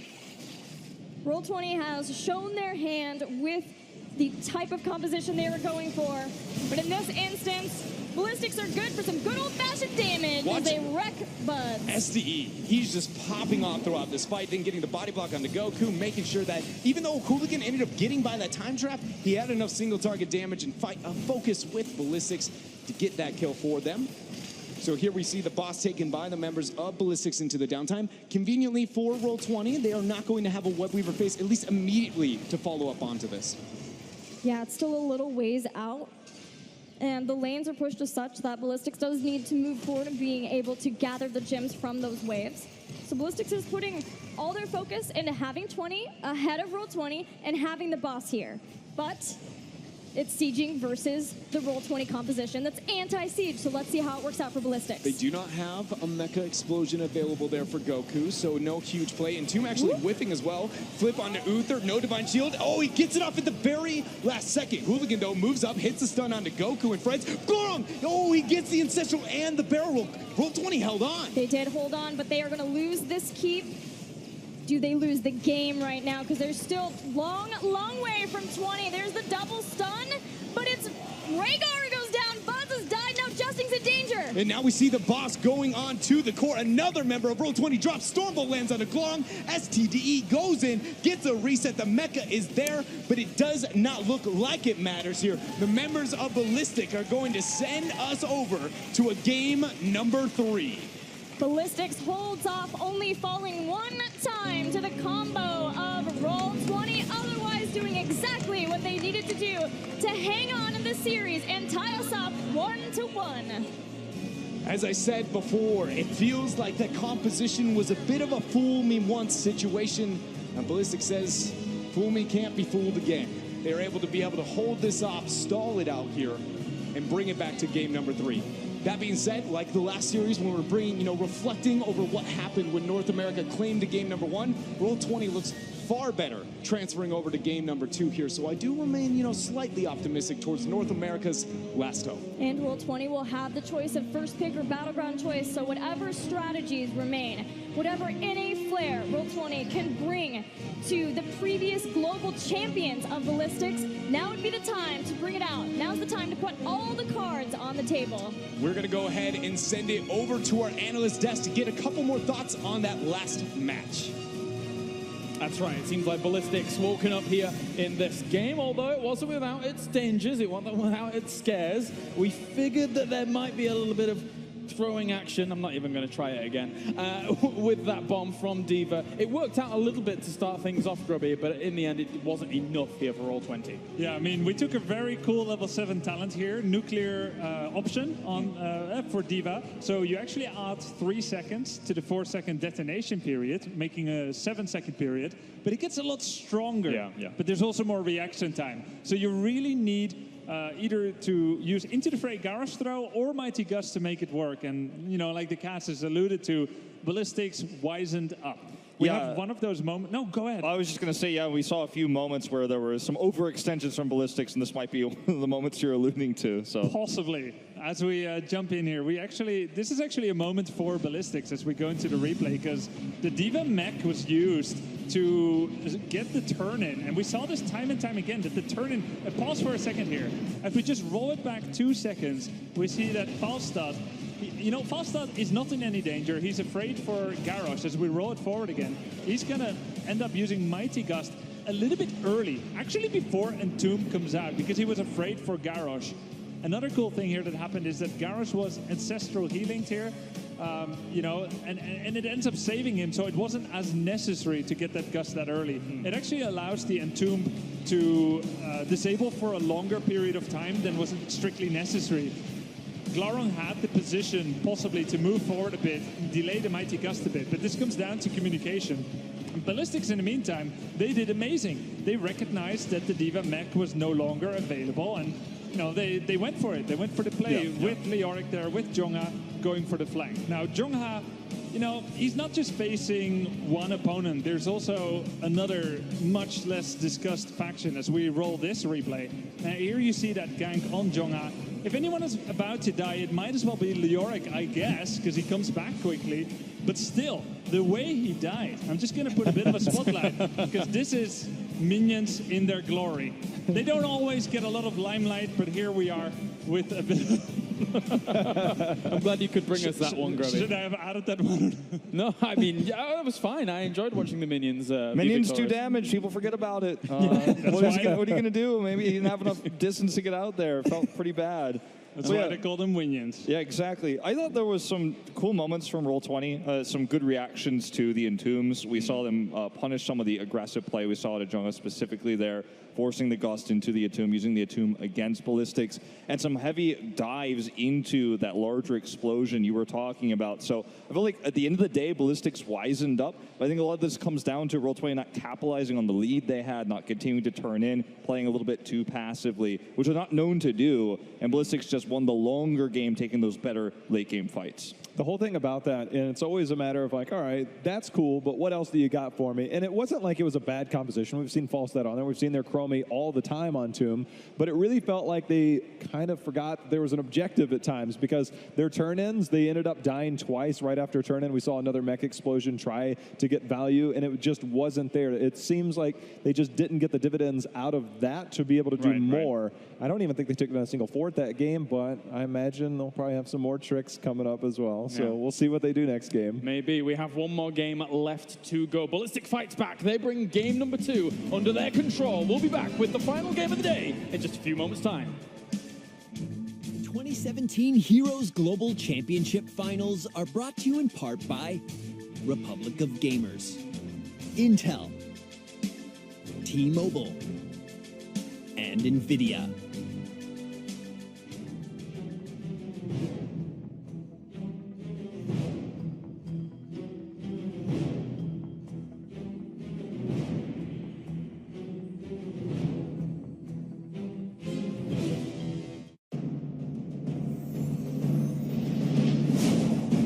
Terrible fate has befallen this world. Evil runs rampant, uncontested. I can stand by no longer. Die, Hellspawn! Crawl back to the pit from whence you came. I am the Archangel Tyrael, and I will defend this realm from all who would defile it. For I am justice itself.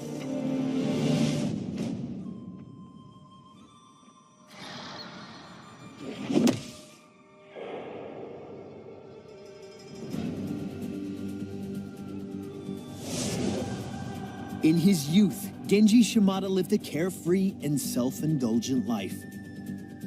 But when Genji refused to join his older brother Hanzo in running their clan's vast criminal empire, he was mercilessly cut down and left for dead.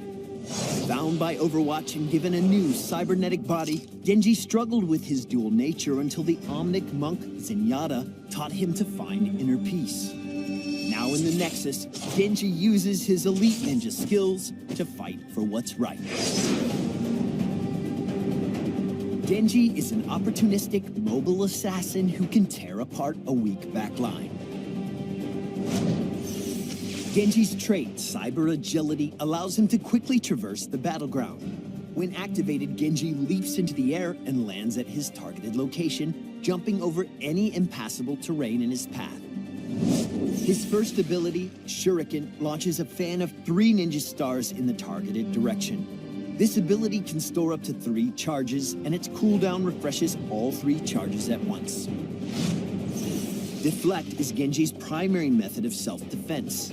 When activated, he briefly gains the Protected status, preventing all damage to himself and dealing damage to his nearest enemy whenever he is attacked, prioritizing heroes.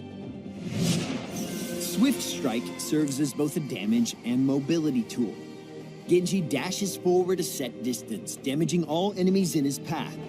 If an enemy hero dies soon after being hit by Swift Strike, its cooldown is reset. Genji's first heroic ability, Dragon Blade, works similarly to how it does in Overwatch. When activated, he draws his sword and gains a powerful melee attack for a brief window of time. While Dragon Blade is active, hitting Q or R causes him to lunge forward and swing his sword in a wide arc, damaging all enemies he hits.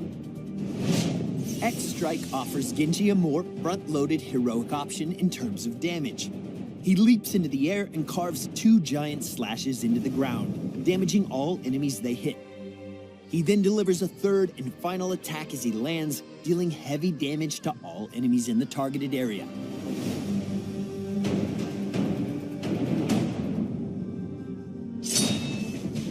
Genji is at his best when using his considerable mobility and deadly ninja skills to burst down vulnerable opponents. Cyber agility doubles as both an engage and an escape. Talents that enhance his trait grant additional options for outmaneuvering the enemy team. Even Genji's basic attacks boast impressive mobility. After starting a basic attack, he can move while the attack finishes, allowing him to poke at his enemies while dancing in and out of their attack range. Shuriken can deal a large amount of damage if all three hit the same target, making it deadly at close range. Use Shuriken to scout bushes and fog and interrupt opponents who are channeling objectives. Deflect works best against heroes with rapid attacks like Tracer or Li Ming's Disintegrate. Minions and structures can also trigger Deflect's counterattacks, making it a powerful offensive tool when diving into enemy fortifications. Use Swift Strike to finish off enemies with low health so that its cooldown is reset.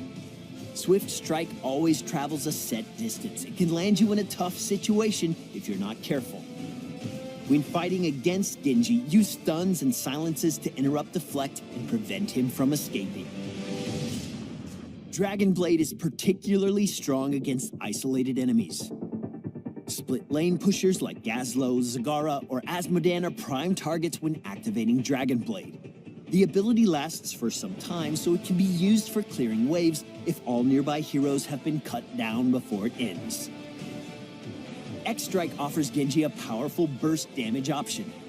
Because he is invulnerable while using X-Strike, activating it when multiple enemies are attacking you can help you avoid the damage and quickly turn the tide of battle. The final explosion deals more damage than the first two slashes, so make sure it connects. Genji is an augmented cyborg ninja whose agility and skill make him an exceptionally lethal threat.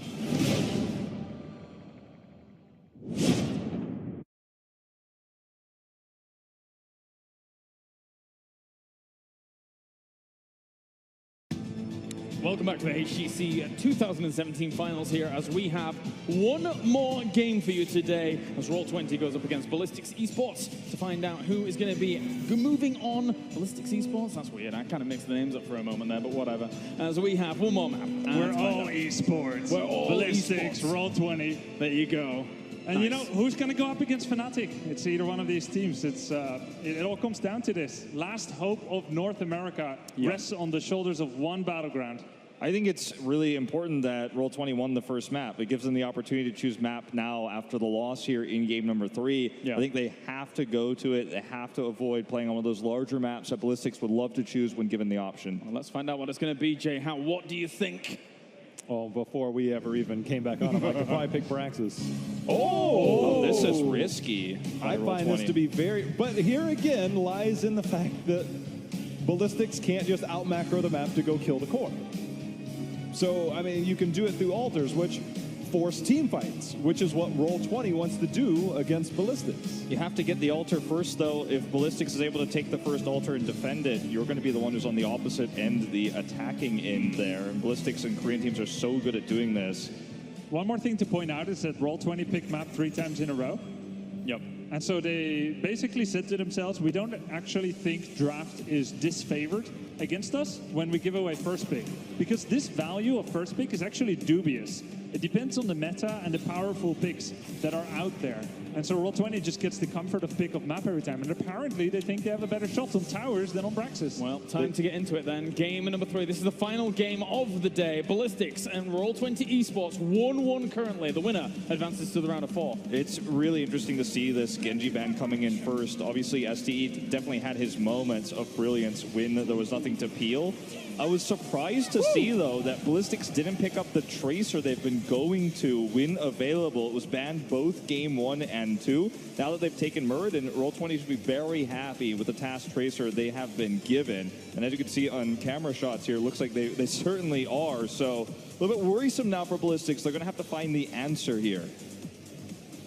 Tracer is a difficult hero to play when the nerfs are unraveling. The question is, are they? We don't know. We don't know until we speak to them later.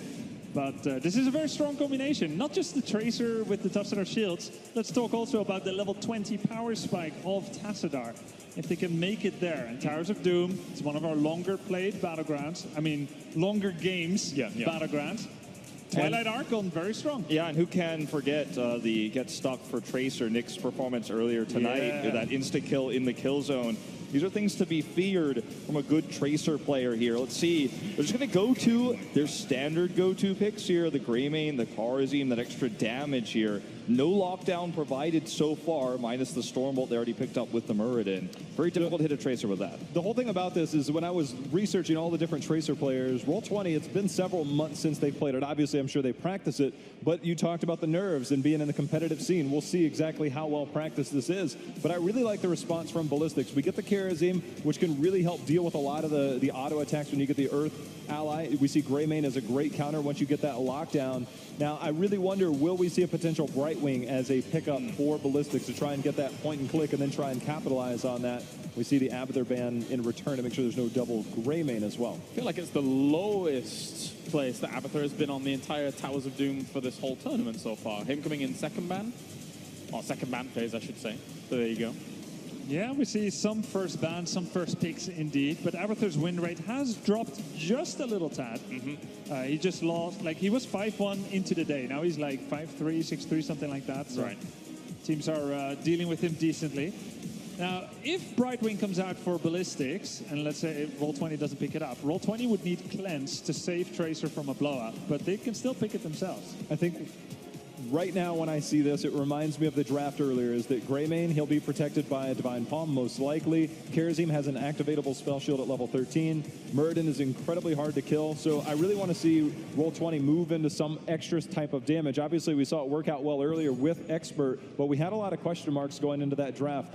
When they play this style, it doesn't necessarily make me feel like they're going to have a lot. When I think about their hero pools, it doesn't make me feel like there's going to be a lot more around that. Glaurung, most likely the Tracer player, Prismaticism sliding over Tassadar, but we might see how that works out. But then the Goku pick is going to be the go-to on, will it be a melee-style hero? We'll find out. Wow. Stitches, Stukov. So bringing out the Stitches here, he gets to play, but will this pull into Lurking Arm combo be enough? And will we even potentially see a draft into Force Wall to try to get those picks? I think it's a possibility, but I think you lose so much damage when you take that. Already got double support. Is Stitches going to be your only tank here against such a strong DPS lineup from Ballistix with Greymane, Kharazim? If Stitches falls, you're going to have a bad time. If they do this, if they commit to this, I think they're going to be so pigeonholed into Stitches picks. Is that how you want to try to get out of the quarterfinals of BlizzCon? Yeah. Feels a bit risky. It is very risky, and there's still a few question marks on Roll20's draft. Is it Gorge? Is it Putrid Bile? I think it probably will be Putrid Bile because he needs that mobility to get away from the very, furious onslaught that Ballistix is able to field here. But Ballistix also needs to wonder, what if it is Hook Gorge play? Can we deal with that? Right. Well, most of the heroes have a dash for now. And Void Prison. All right, well, the Zeratul pick, we saw Rich on that previously. Now we get to see a little bit of Zhang Ha. And I remember a call, an epic call from Wolf on Towers of Doom. Oh, man. Zhang Ha diving in the death zone. Well, not only could we potentially see that, we could also see SC's Zeratul, which was feared and considered to be the greatest Zeratul of all time because we have Dahaka and Zeratul. I want to stress this again. This never, ever happens in Korea. And, if it ever did, it would be with this call. Picking Vikings into a Zeratul here. Roll20. And into Dahaka. Yes. This is super ambitious. I mean, I just almost want to trust them. By logic, it looks like this is the worst choice ever. So it almost makes me feel like that it has to be smart, right? Quick pros and cons. Vikings work well against Muradin. They work pretty well against Kharazim. They have a lack of wave clear. If I were countering Vikings, I would take things like Greymane. They have it. Dahaka, Zeratul. They have it. I mean, this has to be a very passive Viking play because Zeratul will eat those Vikings up like they are nothing. And so this is, oh man. Do we get a Korean-style Wizen duelist That's what I coming was out thinking. from Greymane? I mean, you have vulnerable targets there. This used to be the go-to pick on Towers of Doom. A lot of North American teams, I remember an old Tempo Storm, roster back in the day, it was like, just ban it out against them, let's keep something else normal. It was the thing to do on Towers of Doom. But it doesn't make sense here. When you have Vikings, your warrior must be someone that can get quick pickoffs reliably in 4 seconds or less. Yeah. You can't wait around forever to do hooks in order to roam around S4 and get kills. Yeah. So this is like a different style. It's like passivity style. You hold back, you wait for a hook, you poke, poke, poke, poke. Tracer can poke, Tassadar can poke, sure, but I'm worried. I don't see it yet. I'm worried too about whatever ends up happening if they just leave simply Eric in the top lane and roam as 4 with the other 2 Vikings pushing a little bit or soaking a little bit. What happens to that top lane when Dahaka is pushing? The Vikings can't deal with that, so you have to rotate up. They have the better rotational power. They have Zeratul here. Wizen Duelist, I think, could be so strong. It's only solo support Karazim here, but you're going to get those kills on the Vikings. And I mean, I feel like this draft, there's something we're not seeing here, and there has to be. Well, let's see how this is going to work out. It feels like an amalgamation of multiple strategies coming together here for Roll20 to try and push them on to the victory. Let's head over to the commentary team as we have the final game of the day here for day number 1. Last game, Roll20 channeled Team Freedom's Diva. This game, they're channeling Gale Force Esports Lost Vikings. And we're headed to Towers of Doom, a map that's done well for North America in this tournament so far. It's also something that, North America is just, in the past, the Towers of Doom is a map where typically we can hold our own. I just did not think that when all was on the line here for Roll20, they went to the North American Classic, trust in the TLV. Well, let's see if that trust pays off. Our final game of the evening as we head into Game 3 on Towers of Doom with Ballistix and Roll20 tied 1-1. In the blue, reigning Blizzcon champions. Hooligan playing Muradin, Jungha on Dahaka, SCSC playing Zeratul, Swoy playing Karazim, and SDE on Greymane. Let's hear it for Ballistix. And in the red, representing North America, 1 game away from doing what everyone said they could not do. We have Glorong on the Tassadar, Justing on that Stitches, TLV played by Goku, Prismaticism's on that Tracer, and last is Buds on Stukov. Blizzcon, give it up for Roll20 Esports!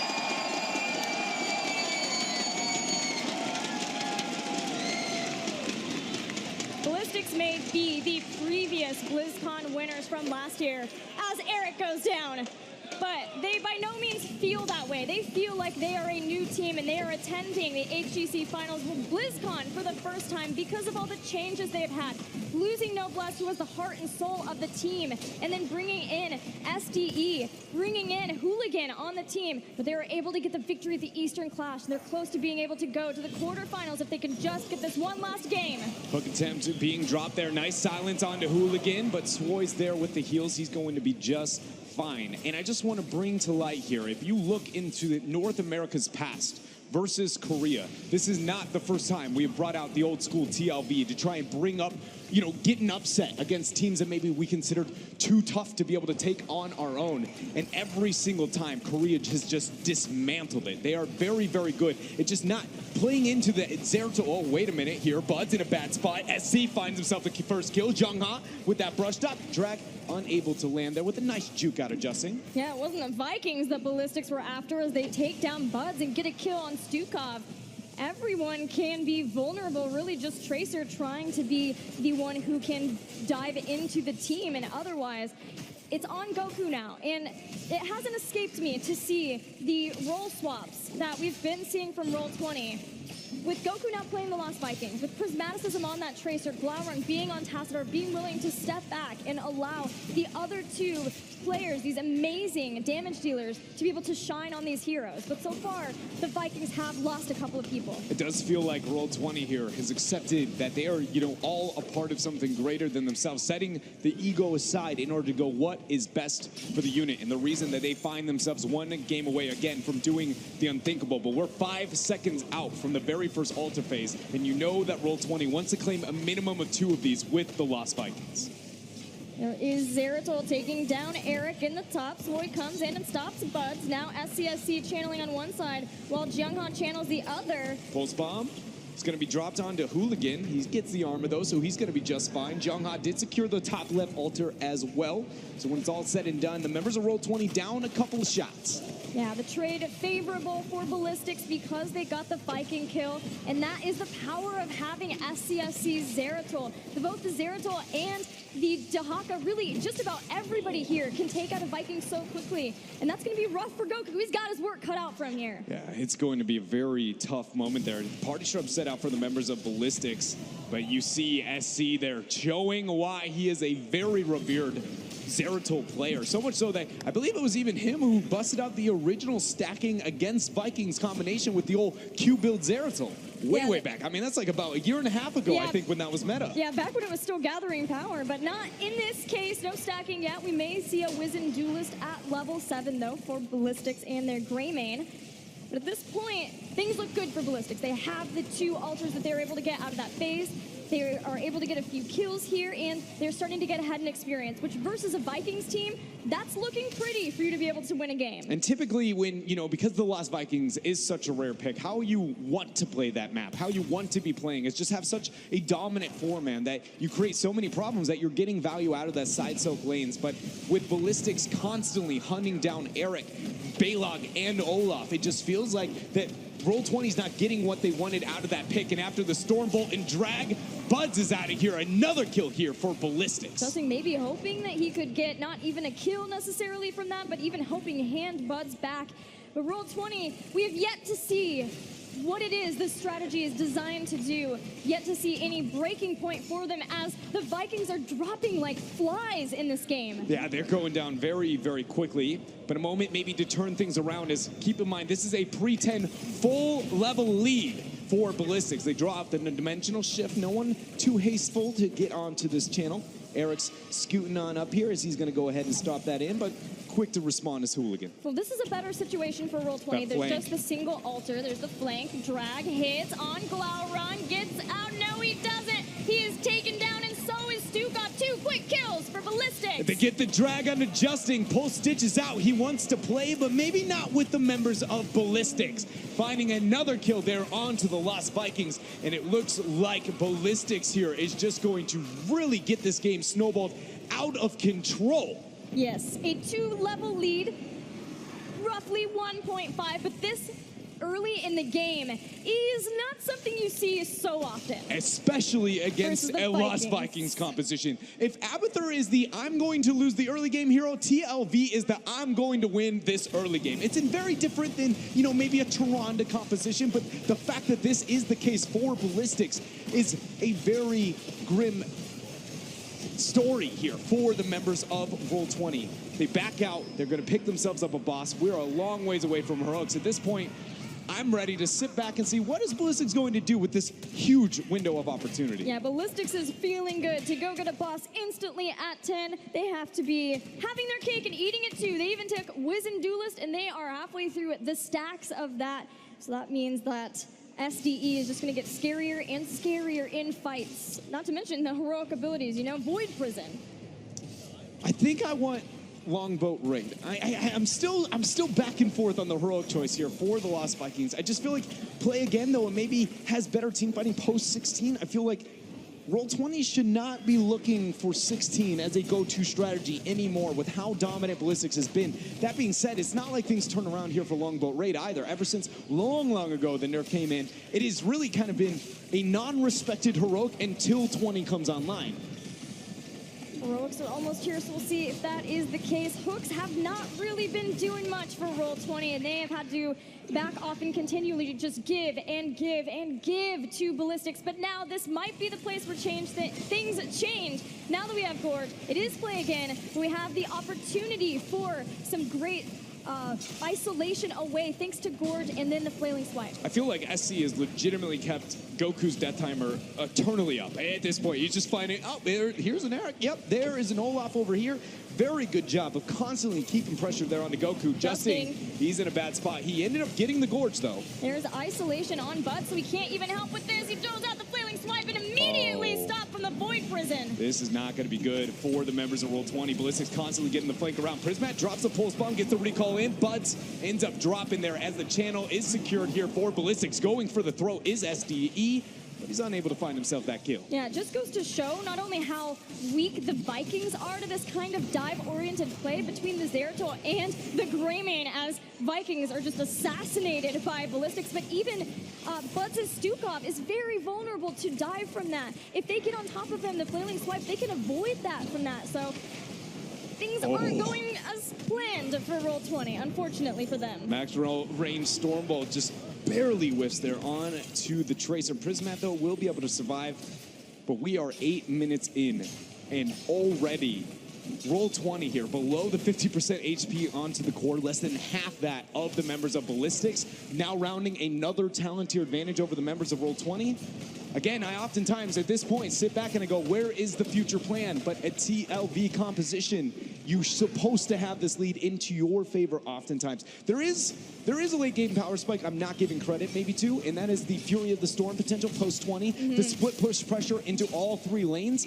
But again, it's a 20 strategy realistic option remaining here for North America's last hope. What Ballistix have done such an incredible job of too is keeping track of the mercenary camps, because there is the mercenary lord for Roll20, and if they're able to use that, they also have the Viking bribery, then they could get a lot more out of the sappers and get a lot of damage done to structures, but that even hasn't been going to plan for Roll20, and that's because Roll20 can't stall out any of the altar phases. They lose someone earlier on, they're not able to get the isolation right. Roll20 knows that time is running out for them, so they know that they have to find some kind of maneuver. So they're getting aggressive, they're moving forward, maybe they can get a hook here. Yeah, we're going to be seeing what they can make happen. SE getting the flank down. Isolation only hits Eric, so that's a big win for the members of Roll20. Justin is under a bit of pressure. Prismat getting the dash in and dash out. We lose ourselves a Viking, and there's the Void from SC. Prismaticism and Glowring's Tassadar are going to zone off of this Void, but Junghan dives right on in, doing the damage, and everyone from Roll20 are falling so fast. 3 kills for Ballistix, and a 4th as they take down Tassadar. 23 seconds away from another altar phase. How many shots, though, would this be for the members of Ballistix? Bottom bell tower, very, very likely to get converted. Do they, are they comfortable with this, or would they like more? They could theoretically hold this off. Look how far of a lead they have. 13 kills to 0 as that altar will drop. But the respawn timers are still fairly low, so let's see what they decide to do. They are setting up, they're going to go for the triple bell tower. This is going to be devastating here for Roll20. Again, they don't have necessarily good wave clear within their composition to lose all of these bell towers, and we're so far out for a team fight option for this lost Vikings composition. And it all started, again, with that brilliant Zeratul pick on the member of Ballistix. I feel like they had so much foresight. Wait a minute here. Hook, a Gorge. Can Hooligan make it out? This is Hooligan. Drops right on top of the silence. The pulse bomb there, too, so he couldn't dwarf toss away immediately. Dwarf tosses into Avatar. Hooligan stays alive as the rest of Ballistix comes to his aid. But 2 other members of Ballistix conveniently getting the Sapper, keeping the pressure out so that there's no opportunity for Eric to convert that bell tower back into the bottom lane. Top is prepped and ready for whenever the members, well, it's going to be right now, decide to go in there and convert that on over, and suddenly it is going to rain shots over to Roll20's core. The core is ticking down, and it will be stopped with just the 1 shot as mid is taken. Another Viking goes down, but that's the least of Roll20's concerns. There are shots here from the sappers. There's going to be shots in the top. A dragon hits Justin. Will Buds be able to silence these shots to remove them from the core? The pressure in, the damage there, and another kill for Ballistix. They are unrelenting here to the pressure onto Roll20, and another Sapper soon to follow up. And the triple altar phase. This looks to be lights out for the final North American team. The sprays are dropped. Ballistix move into position. 6 shots left on Roll20's core. Play again is going to be used here for Goku as he finds himself in a bit of a pickle here in this 2 versus 1. They lose ourselves a Baylog. Buds is there to look to join in, but all it takes is 1 altar for the members of Ballistix. Dahaka is going to go ahead and start this bottom channel, and if there is no interrupts, doesn't matter. Zeratul's got it. Ballistix is going to be able to take this here in dominant fashion over Roll20, 2-1. Ballistix will move on through the quarterfinals and join Fnatic in the semifinals, making it a rematch of the grand finals of BlizzCon last year. Both of these teams, Fnatic and Ballistix, feeling like they're going to a grand championship position, the championship tournament for the first time, but only one will be able to go on to the grand finals. And you can see here from Roll20 and other North American teams in this round of 8, the development and growth that they were able to display, gaining games that many people said they had no chance of earning. But within the series, as more games come out, the resources drawn far too thin, and each North American team struggling, getting shut out right after. It was a tall task for North America. Not a single NA team winning their group. So all of them had to go against these powerhouses, these tournament winners, going up against a team like Ballistix, who may have a different roster, but still won BlizzCon last year. Even for Tempo Storm, facing the mid-season Brawl champions of Fnatic. It was a tall task, but North America, for me, the story is that they came into this tournament, they showed that NA has developed some good meta strategies, things like the Abathur on Towers of Doom, their Warhead Junction strategy. NA does have a place in competitive Heroes of the Storm. I think that's completely been proven, not only for all the fans here that we have, but also everybody at home. The performance North America has had has been impressive, but we're gone now. North America is out. We have some huge, huge teams still remaining into the tournament. I am excited to see what kind of unfolds, especially after another amazing performance coming out of Korea. The beast feels like it is awoken, and suddenly now it's big question mark on who's going to come out on top. 2 European teams and 2 Korean teams left in the semifinals. Let's head over to the stage with Kevin and an interview with SCSC. Thank you so much, JC. That is right. I'm here with SCSC. Congratulations on your victory here in the round of 8. Fantastic play by you guys. I do have to ask a question, though. Was that a more challenging match than you expected from Roll20? 먼저 승리 축하드립니다. 그리고 한 가지 질문 드리는데요. 그 롤20랑 붙었는데요. 조금 생각보다 좀 어려운 경기를 하셨는가요? 솔직히 좀 이상한 걸 준비할 거라고 생각했는데 첫 경기에 한 번 맞아가지고 정신을 못 차릴 뻔했는데 저희가 좀 잘하는 픽만 해서 잘 된 것 같아요. We were expecting some strange picks from them, and then we were unexpected when they first picked that. And then after we lost, we realized we should just pick the best heroes that we play, and that's how we won. Very good thinking indeed. Now I have to also ask you, the semifinal matchup is against Fnatic. This is a rematch of last year's grand finals at BlizzCon. How are you feeling about that matchup? 다음 상대가 페나틱인데요. 작년 불콘 때는 이제 결승에서 마주쳤는데 이거를 이 페나틱을 다시 상대하는 것을 어떻게 생각하시나요? 프나틱이 실력적으로 좀 많이 힘들다고 생각은 하는데 솔직히 롤20보다 마음은 편한 것 같아요. He believes Fnatic is much harder opponent, but some weird way that he feels more comfortable than going against Roll20. One final question for you. Is there anything you want the world to know out there, you want BlizzCon to know about Ballistix that we don't already? You're a fantastic Heroes of the Storm team. What else do you want us to know? 지금 현재 많은 시청자분들이 블리스틱스 팀을 응원하고 계시는데요. 그 응원하시는 분들한테 혹시 뭐 하고 싶은 말 있으신가요? 일단 현장에도 되게 많은 분들이 꽉 채워주셔서 정말 감사드리고 그리고 한국은 아침부터 시작했을 텐데 많이 봐주시고 응원해 주셔서 감사합니다. First, we'd like to thank all the fans that's in BlizzCon right now that filled up all the audiences. And also would like to thank the Korean audiences, even if it's very early in the morning, to root for our team. Fantastic. Very well mannered. Of course, SCSC, congratulations again. Looking forward to seeing you play tomorrow. Well done. All right, that is it for me. What a fantastic day of Heroes of the Storm. Thank you all here for being with us. Tomorrow, it's going to be amazing. Final thoughts from you, Calaris. That's right, thank you very much. BlizzCon, obviously here, a very, very good day number 1, and Ballistix is able to advance 2-1 over Roll20. And I think, there's been a lot of moments in chat where we've seen a lot of question marks and stuff like that. I think this might have been one of those moments where you can use question marks at your leisure.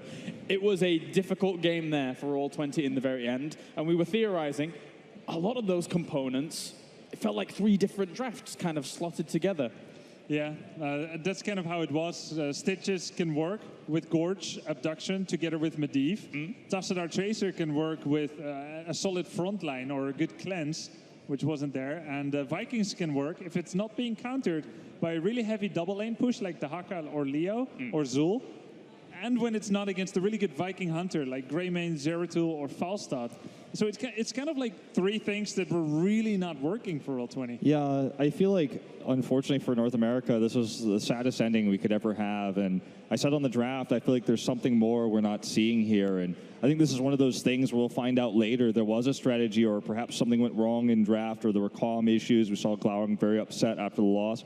I feel like there is a story deeper than what we saw, but we'll never know it. And we're just going to see Tempo Storm knocked out of this tournament.